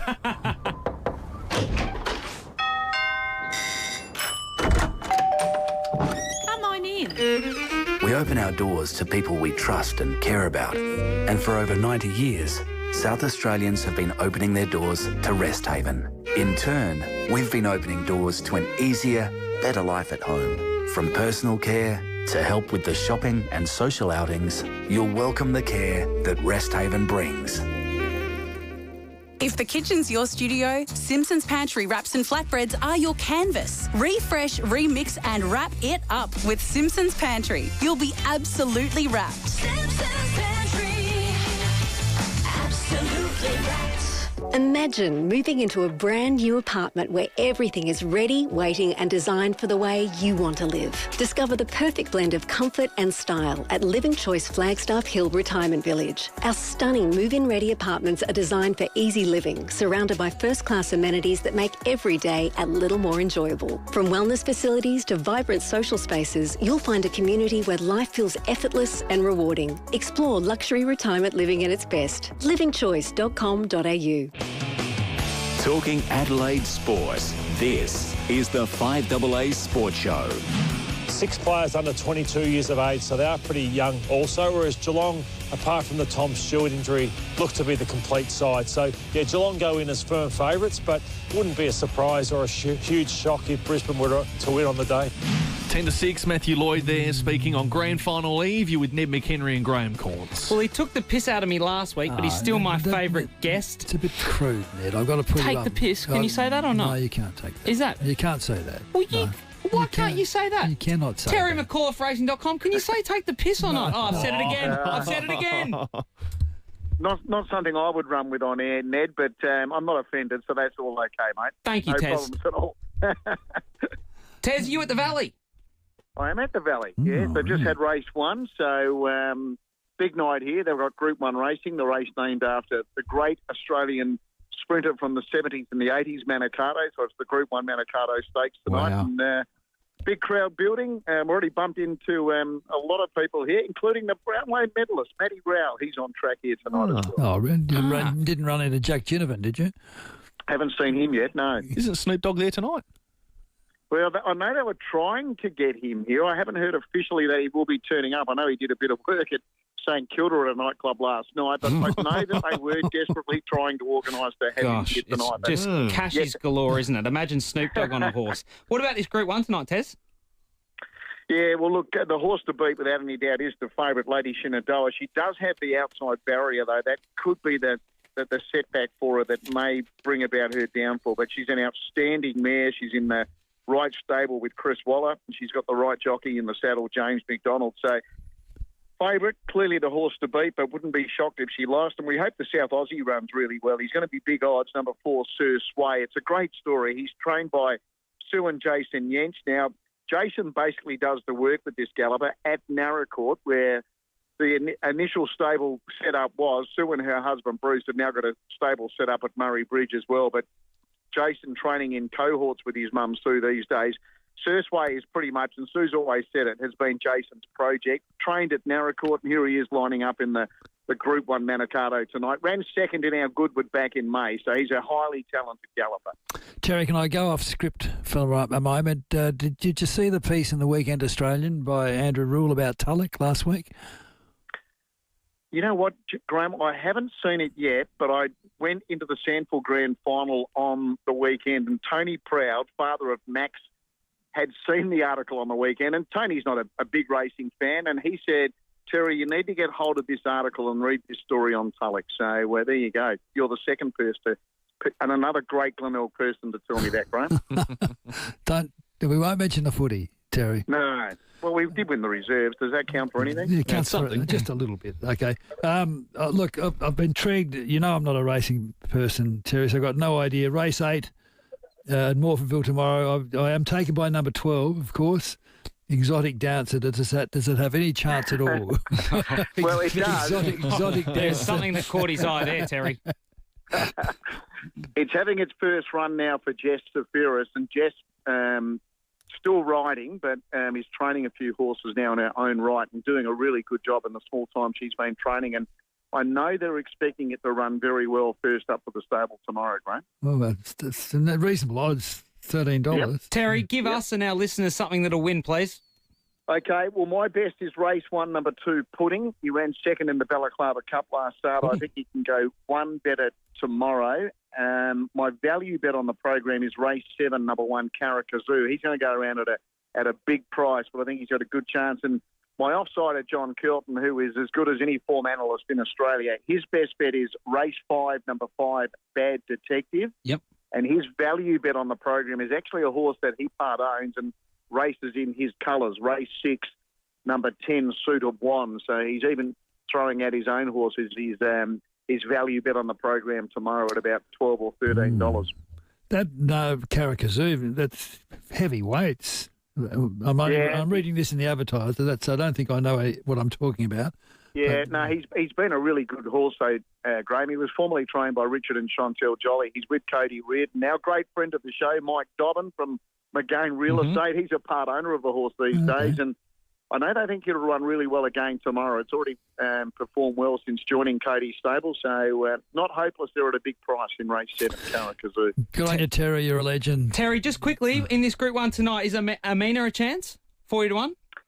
Well, not hopeless at all because, look, it's a quality lineup. And, yes, she's a big price and she was below par last start in Sydney. But if we remember back to our carnival here in Adelaide back in May, she ran an outstanding race in one of our Group 1s and arguably should have won. So I wouldn't be shocked, Ned. I wouldn't be saying don't throw something on it. Okay, just came across my desk, Terry, and now you've endorsed it. I might just have a cheeky little dabble, okay? Gamble responsibly. Well done, Terry McCaller for racing.com. I love Terry. Great caller. You want to see class and professionalism in action. I love Terry. Go to the Bay Chef and see how Terry negotiates that weekend. Every time he has to know every runner, every race coming up. It's a masterclass of professionalism. Oh, it is an art. It's a craft. He does it as well as anyone in this state. Thank you to Terry for his weekly tips. Good to hear he's over in Melbourne. It's a big weekend over there. We will take a quick break here on the 5AA Sports Show. Next, we're going to speak to AFLW Port Adelaide star in Matilda Scholes. They will play on Sunday. And Dylan Pierres from Adelaide United. The countdown to the Red season opener on October 17. It's a Friday night against Sydney FC right here at home at Cooper Stadium. We have all that and more coming up next. Great drive-away offers across the Mazda SUV range are on now. Plus, get a bonus towards Mazda genuine accessories until September 30, like the refined Mazda CX-60 G25 Pure, now from $47,990 drive away, plus a $1,000 accessories bonus. Or the 7-seat hybrid CX-80 Pure from $59,990 drive away, plus a $1,000 accessories bonus. Head to your local Mazda dealer today. Terms, conditions and exclusions apply. See Mazda.com.au for details. A new elevated shopping experience awaits at Burnside Village. With a 2-story Mecca flagship store, Coco Republic, JB Hi-Fi, Uniqlo, Style Runner, Kavari, July and much more. Burnside Village. Fashion, dining, lifestyle. BurnsideVillage.com.au. Bye, darling. I love you. Goodbye, mate. Bye, Dad. At Centennial Park, we understand the life-changing experience of saying goodbye to a loved one. Whether their preference was burial or cremation, our memorial options are designed to help you reflect on, reconnect with, and remember your loved one. And most importantly, ensure your goodbyes aren't final. Find out about our memorial options at centennialpark.org. You could win $150,000 in next week's St. John Christmas Home Lottery Mega Draw. There's over 10,000 prizes to be won in the $7.5 million prize pool, including the $5 million grand prize package. You don't want to miss out. Enter before midnight Sunday for your chance to win $150,000. Your ticket will also be entered into all the weekly prize draws. Buy your tickets now at stjohnlottery.com.au. Licence M14834. Terms and conditions apply. See website for details. Franco Zeffirelli's spectacular production of Verdi's Aida comes exclusively to Adelaide February 5 and 6, starring Jonas Kaufman, Angel Blue, and a cast of hundreds. Don't miss this once-in-a-lifetime event. Book now at Ticketek. When the mornings start getting warmer and the sun rises a little bit earlier, the dream you let lie dormant over winter wakes. It's time to start with Olympic Industries Spring Sale. Huge savings on locally engineered verandas, carports, garages, tool sheds and more. Start building your dream now. And one day you'll look back at where it all started, in your own backyard, with Olympic Industries Spring Sale on now. On the eve of one of the great weekends, it's our pleasure to have Bruce McAvaney on the 5AA Breakfast program. David Penberthy and Will Goodings. What do you think of the performance of the two local SA sides this year, Bruce? Adelaide's leading breakfast show. Well, Port, it just all went wrong for them, didn't it? And look, I expect they'll bounce back pretty well. 5AA Breakfast. I think Adelaide did a fantastic job. They went from 15th to 5th. Now, there was disappointment at the end. I'm an optimist, and I think Adelaide can be a top 4 team next year. Weekdays from 6 a.m. on 5AA. Always Adelaide. The latest local, national and international news for South Australia. This is 5AA News. Always Adelaide. Mostly clear tonight, down to 10. A possible shower tomorrow, 18. With the 6 o'clock news, I'm Mel Usher. Agostino Mitsubishi's is overstocked with demos that must be cleared. Upgrade your vehicle today. Nailsworth and Mawson Lakes. SA Police now have additional powers to maintain public safety and conduct weapons searches in 8 metropolitan shopping centre precincts. It means they can wand shoppers and order them to leave a precinct for 24 hours. The law covers centres including Marion, Arndale and Elizabeth, but TTP, Rundle Mall and Colonnades are not on the list. A cafe in Adelaide's West, which was more like a community hub, has been ravaged by fire. The Senior Citizen Greek Cafe on Kilkenny Road at Woodville Park went up in flames overnight. Owner Bugsy has told Seven it was a popular hangout for older men in the area. They have a coffee, they read the paper, they play backgammon, game of cards. It may be rebuilt or relocate. The opposition says the Prime Minister must call Donald Trump over his decision to slug pharmaceutical companies with a 100% tariff. The levy will kick in from next week unless drug companies can prove they're moving their manufacturing facilities to the US. Australia exports around $2 billion of pharmaceutical products to America each year. Shadow Trade Minister Kevin Hogan says the government must address the issue as soon as possible. This is no surprise either. The US have said that they were looking at the pharmaceutical industry for tariffs, so this shouldn't be a surprise to our government, so I hope they're ready with a response. A Qantas 737 has made an emergency landing at Auckland Airport after sensors indicated a fire in the aircraft. More from Brian Wilson. 162 passengers were on board the flight from Sydney when the pilots made a mayday call while inbound across the Tasman. Emergency crews at Auckland Airport responded as the aircraft landed. All passengers later disembarked safely. Qantas engineers have confirmed there was no signs of fire on board the aircraft. The Australian International Pilots Association said the professional handling of the emergency yet again underscores the need for having 2 pilots on the flight deck.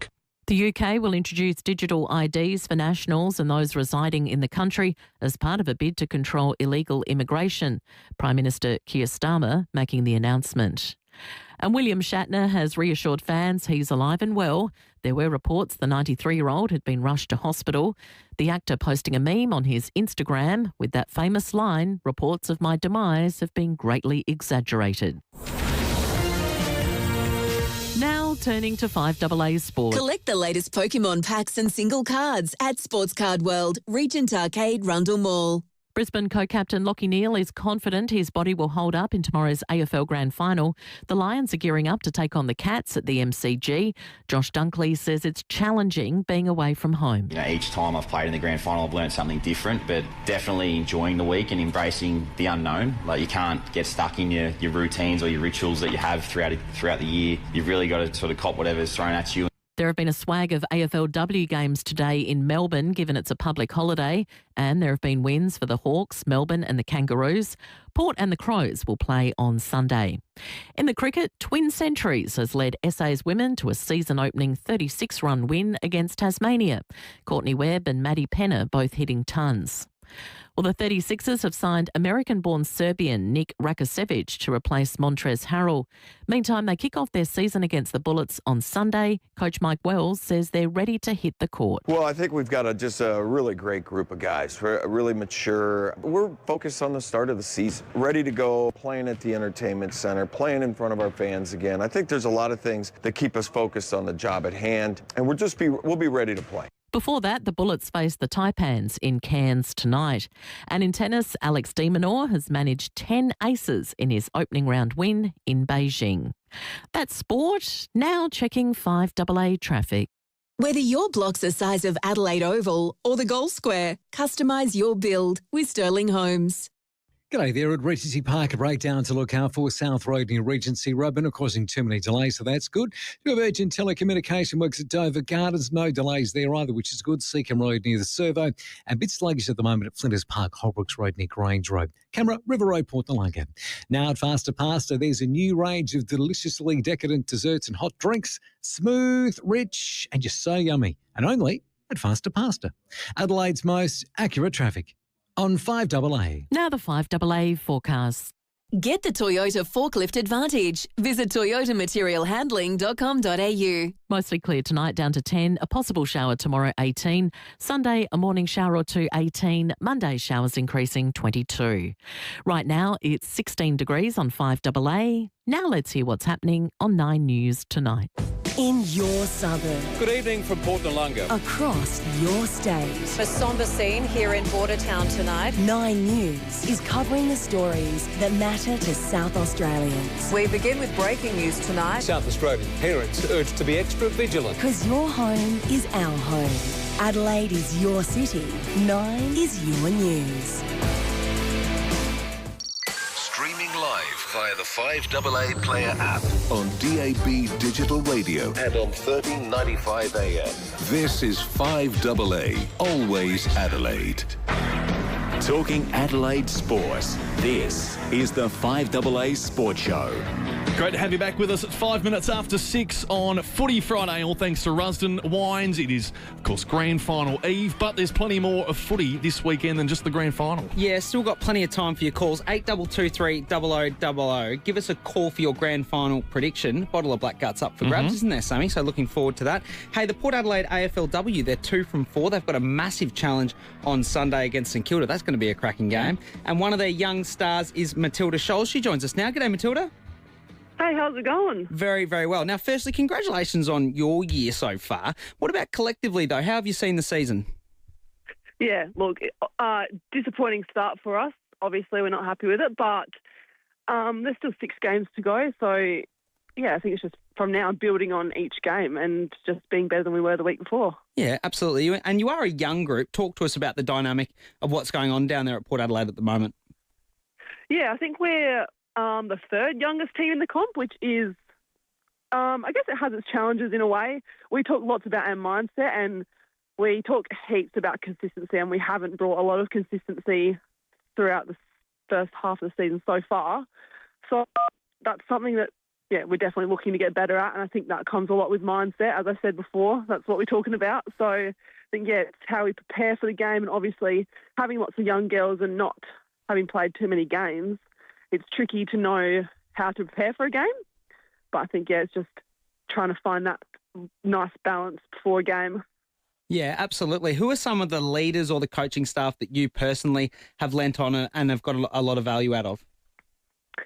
I think, Justine Mills, our captain, I've lent on her quite a bit. And she's really approachable as well, so I find her super easy to talk to. But Emily Borg, who is my age, but she's our co-vice captain, she's great as well, on field, off field. Like, she's someone I rely heavily on. Yeah. So St Kilda are 3-3. It's obviously going to be a massive game on Sunday. How do you prepare for that? How do you stop them, and what are you guys going to try and do? Yeah, well, like I said, it's about our consistency. I think we are capable enough to beat a number of sides in the competition if we play with our consistency. And, we talk a lot as well about starting strong and finishing strong. So it's about, playing our 4 quarters of footy and our aggressive offence as well. Yeah, well done. Hey, your family's a sporting family, isn't it? Your mum was a really good netballer and good sports person, and your dad, he's a PE teacher. Yes. Yeah, Mum played netball for Australia, so she was pretty good at netball, and yes, Dad was a PE teacher. So were you a netballer growing up then? At what stage did you kind of think footy was your go, and did you ever think that you'd actually end up, with the stardom that you have now? I played netball for the first couple of years of my life, maybe until I was 11 or 12. And then I was getting to a stage where I was just not loving netball at all. I wanted to get off the court on the bench as much as I could, which is probably not a good sign.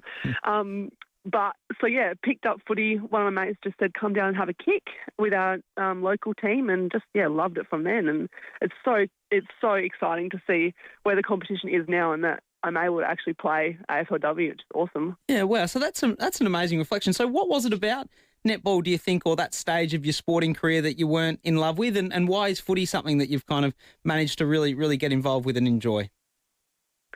I reckon footy is just such a fun sport. I love, as most girls would say, coming from netball to footy, I think the tackling aspect, obviously so different, but it's so much more fun, I reckon. Yeah, absolutely. Hey, and sporting pedigree, it runs in the family too. Poppy, your sister, of course, is at Carlton. How's she going? Do you kind of liaise? Do you talk about different tactics and what you're each doing, or is that just strictly business there? I'm actually at Icon Park right now watching the game. So, Well, poor fans are not going to be too happy about that. No one's tapping you on the shoulder asking you to come in for a coffee or something, are they? They're not trying to lure you out of port.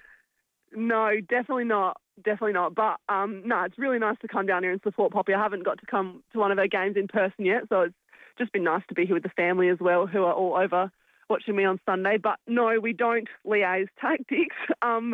We're pretty open with each other, but we have a blanket rule of this goes nowhere else, only each other. So it's good to know that, I trust her a lot, and she trusts me, obviously, as well. We're sisters. Very, very cool to have your sister playing AFLW as well, of course.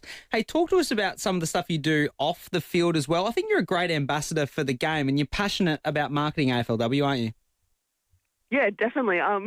Love a bit of social media. I'm on TikTok quite heavily, which is maybe sometimes a bad thing, but no, I love it. I think you see a lot of AFLW girls pretty heavy on the socials, and I think that we're all kind of in the same boat of wanting to market ourselves, but also our clubs and AFLW. So, yeah, I guess the more eyes we get on our own socials, eventually will be the more eyes on AFLW games.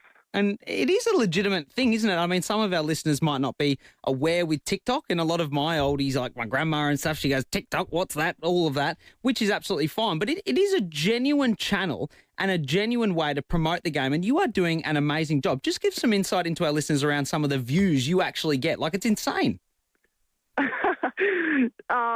Yeah. No, I don't get too many views, I'd say, but one of my videos got 1 million views, which is cool. But there you go, Sam. 1 million. Not enough. That's not bad. No, but yeah, TikTok is pretty legit, and it's really cool that it is a platform that, you see a lot of like Gen Z or younger on there. So it's a really great way to use that platform to market to them, especially. Yeah, absolutely. I will just quickly say that I just mocked my grandma's voice. She'll be listening to the program and she'll be very disappointed with that. I love you, Grandma. I didn't mean that, and she certainly doesn't know what TikTok is. So looking ahead to Sunday, we really can't wait to watch you play. Go well, good luck, and thank you so much for joining us on the program. Thanks for having me. Thanks, Matilda. Matilda Scholes from the Port Adelaide Football Club. They're in action against the Saints. That is a big game, 12:30 on Sunday afternoon. And then following that match at Unley Oval, the Crows are in action against the Sydney Swans, and that's a 2:30 bounce. That'll be live on 5AA. And this is a really intriguing one because the Crows haven't played Sydney for a couple of years, and that was in a semi-final where Adelaide belted them. So yes.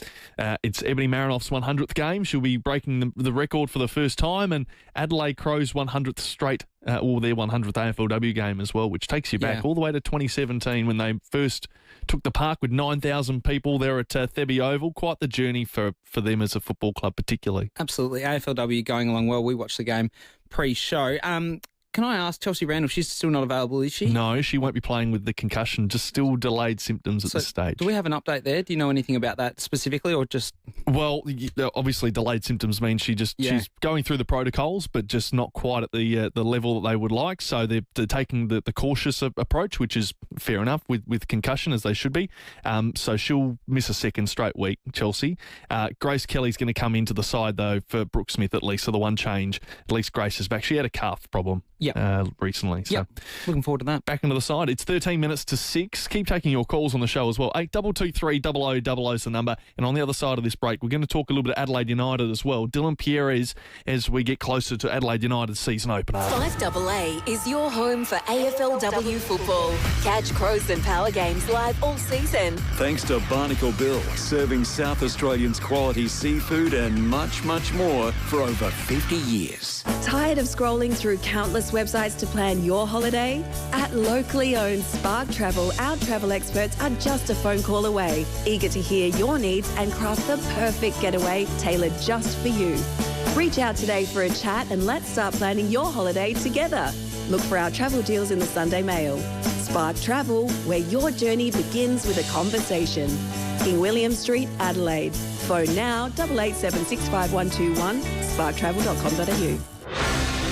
Rosanna Maggiorelli here on 7 News. The extraordinary new police powers to search Adelaide shoppers. A revolutionary device treating chronic pain with AI. And we're live to Melbourne on Grand Final Leave.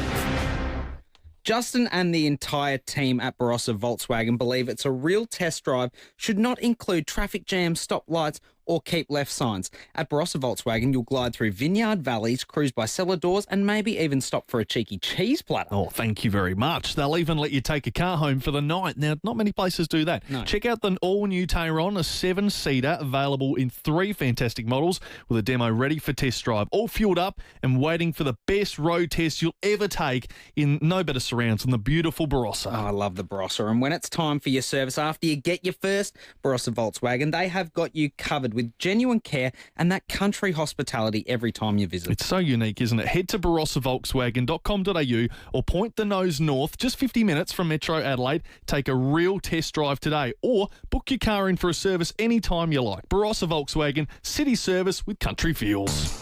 The what's for dinner dilemma. Gotta be fun, fresh, fuss-free. But then you realise you've got all bases covered with Simpson's Pantry wraps and flatbreads. The last of the chicken and veg? Grab a wrap and make it a pizza. Last night's leftovers? Bang them in a wrap for tomorrow's lunch. Whatever's in your fridge, refresh, remix and wrap it up with Simpson's Pantry. They'll be absolutely wrapped. Simpson's Pantry. Absolutely wrapped. You got your mates lined up. You got the TV primed. Now all you need is a Barbie feast that really ups the stakes. Thomas Farms has absolute ripper footy finals boxes, all packed with top quality South Aussie beef, lamb, pork and chicken. Enough to feed a crowd and make you look like a legend. Order yours online at thomasfarms.com.au or head into Thomas Farms Butchers at Castle Plaza, Cavan, Colonnades, Norwood or West Lakes. Thomas Farms. Farm to fork flavour. Made easy for finals footy. Hi, I'm Piper, a registered nurse at the Women's and Children's Hospital. Our health system is getting a lot bigger. We're getting more people, and there's upgrades to hospitals like new emergency departments. Heaps of new beds are already open, but there's more on the way, so you can get the right care when you need it. It's all part of building a bigger health system. To find out what's happening near you, visit biggerhealthsystem.sa.gov.au. A message from the Government of South Australia.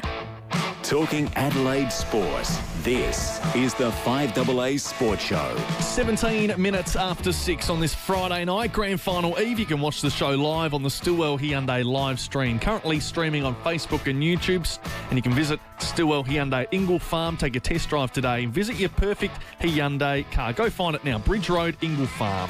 Well, we love the Reds, don't we? We're Red obsessed here in South Australia, and one of their absolute stars and a 5AA favourite, of course, is Dylan Pierce. Dylan, welcome to the show.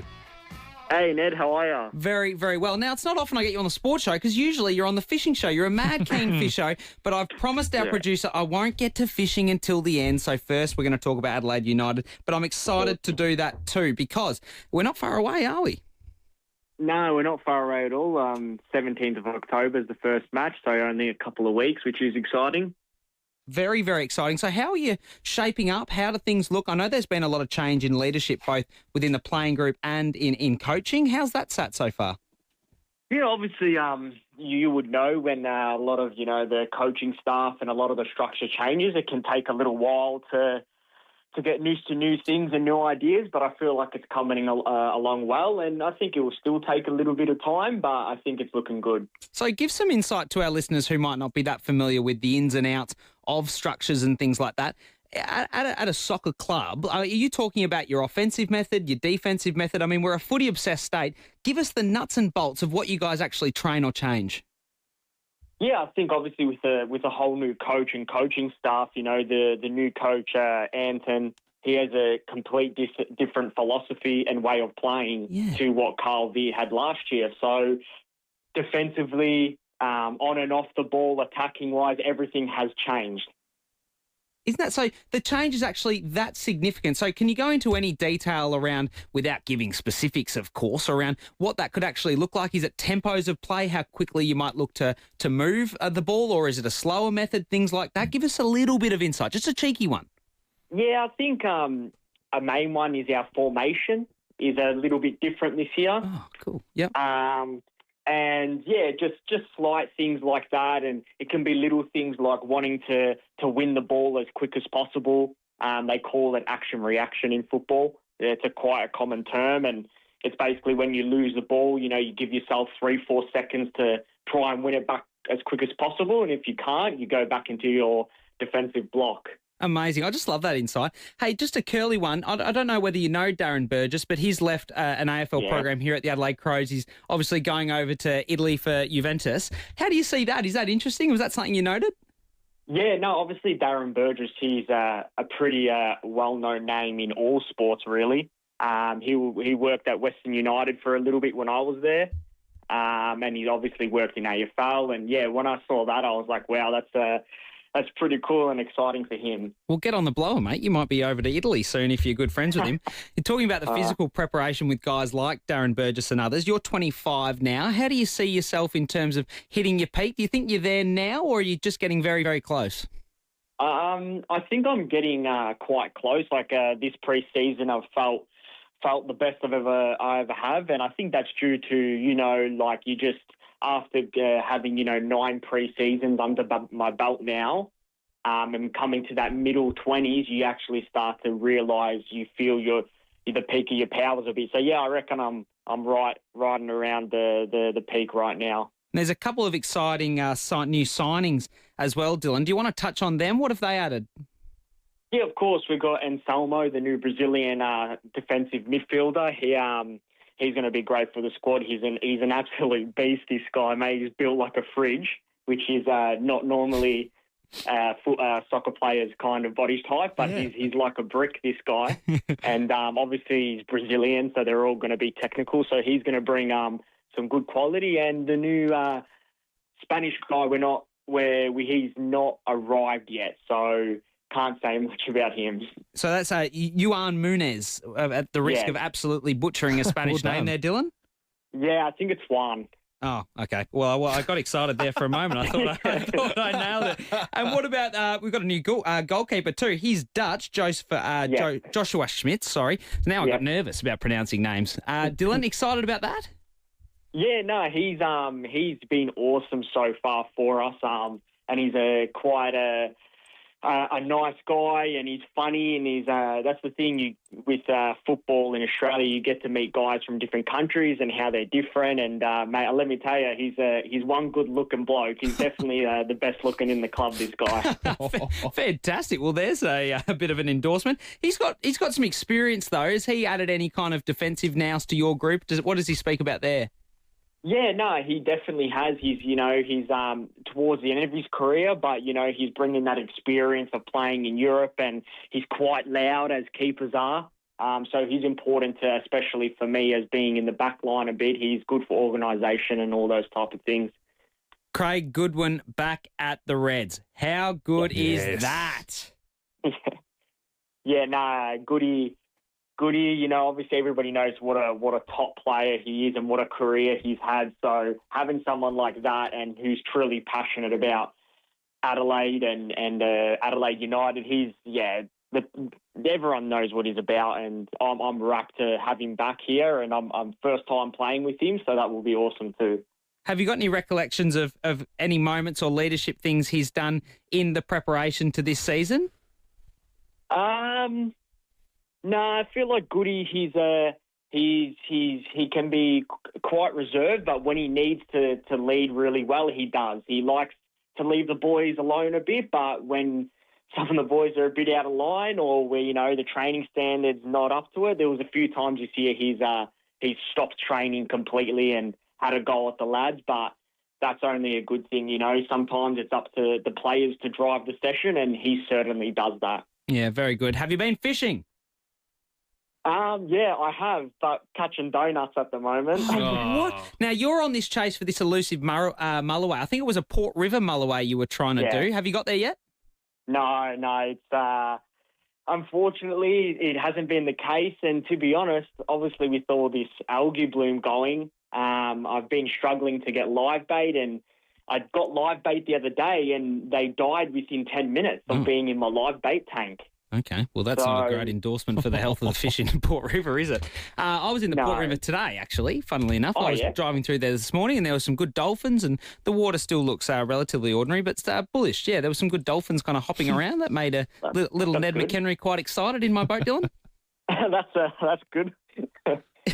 Fantastic. I'm sorry for explaining my excitement about the Dolphins. We've got much more things importantly to talk about. Unfortunately, though, there's a time limit on everything, and we are out of time. I could talk to you for hours. Dylan Pieris from Adelaide United, our guest. Until next time, we'll speak to you then, mate. No, thanks for having me, guys. Thank you. Fantastic. So 3 weeks away from the Reds hitting the park for the first time, kicking off the A-League season. That's a super exciting prospect, and a lot of fresh new faces. So, and the new coach sounds like there's going to be a bit of difference, a bit of change. So there's lots to look forward to for Adelaide United fans. Cannot wait. As there is for the grand final tomorrow. Next, we can catch up with Kane Cornes, who's going to be on the 7 grand final coverage. A pedicure should feel good, and at Medi-Pedi, it does.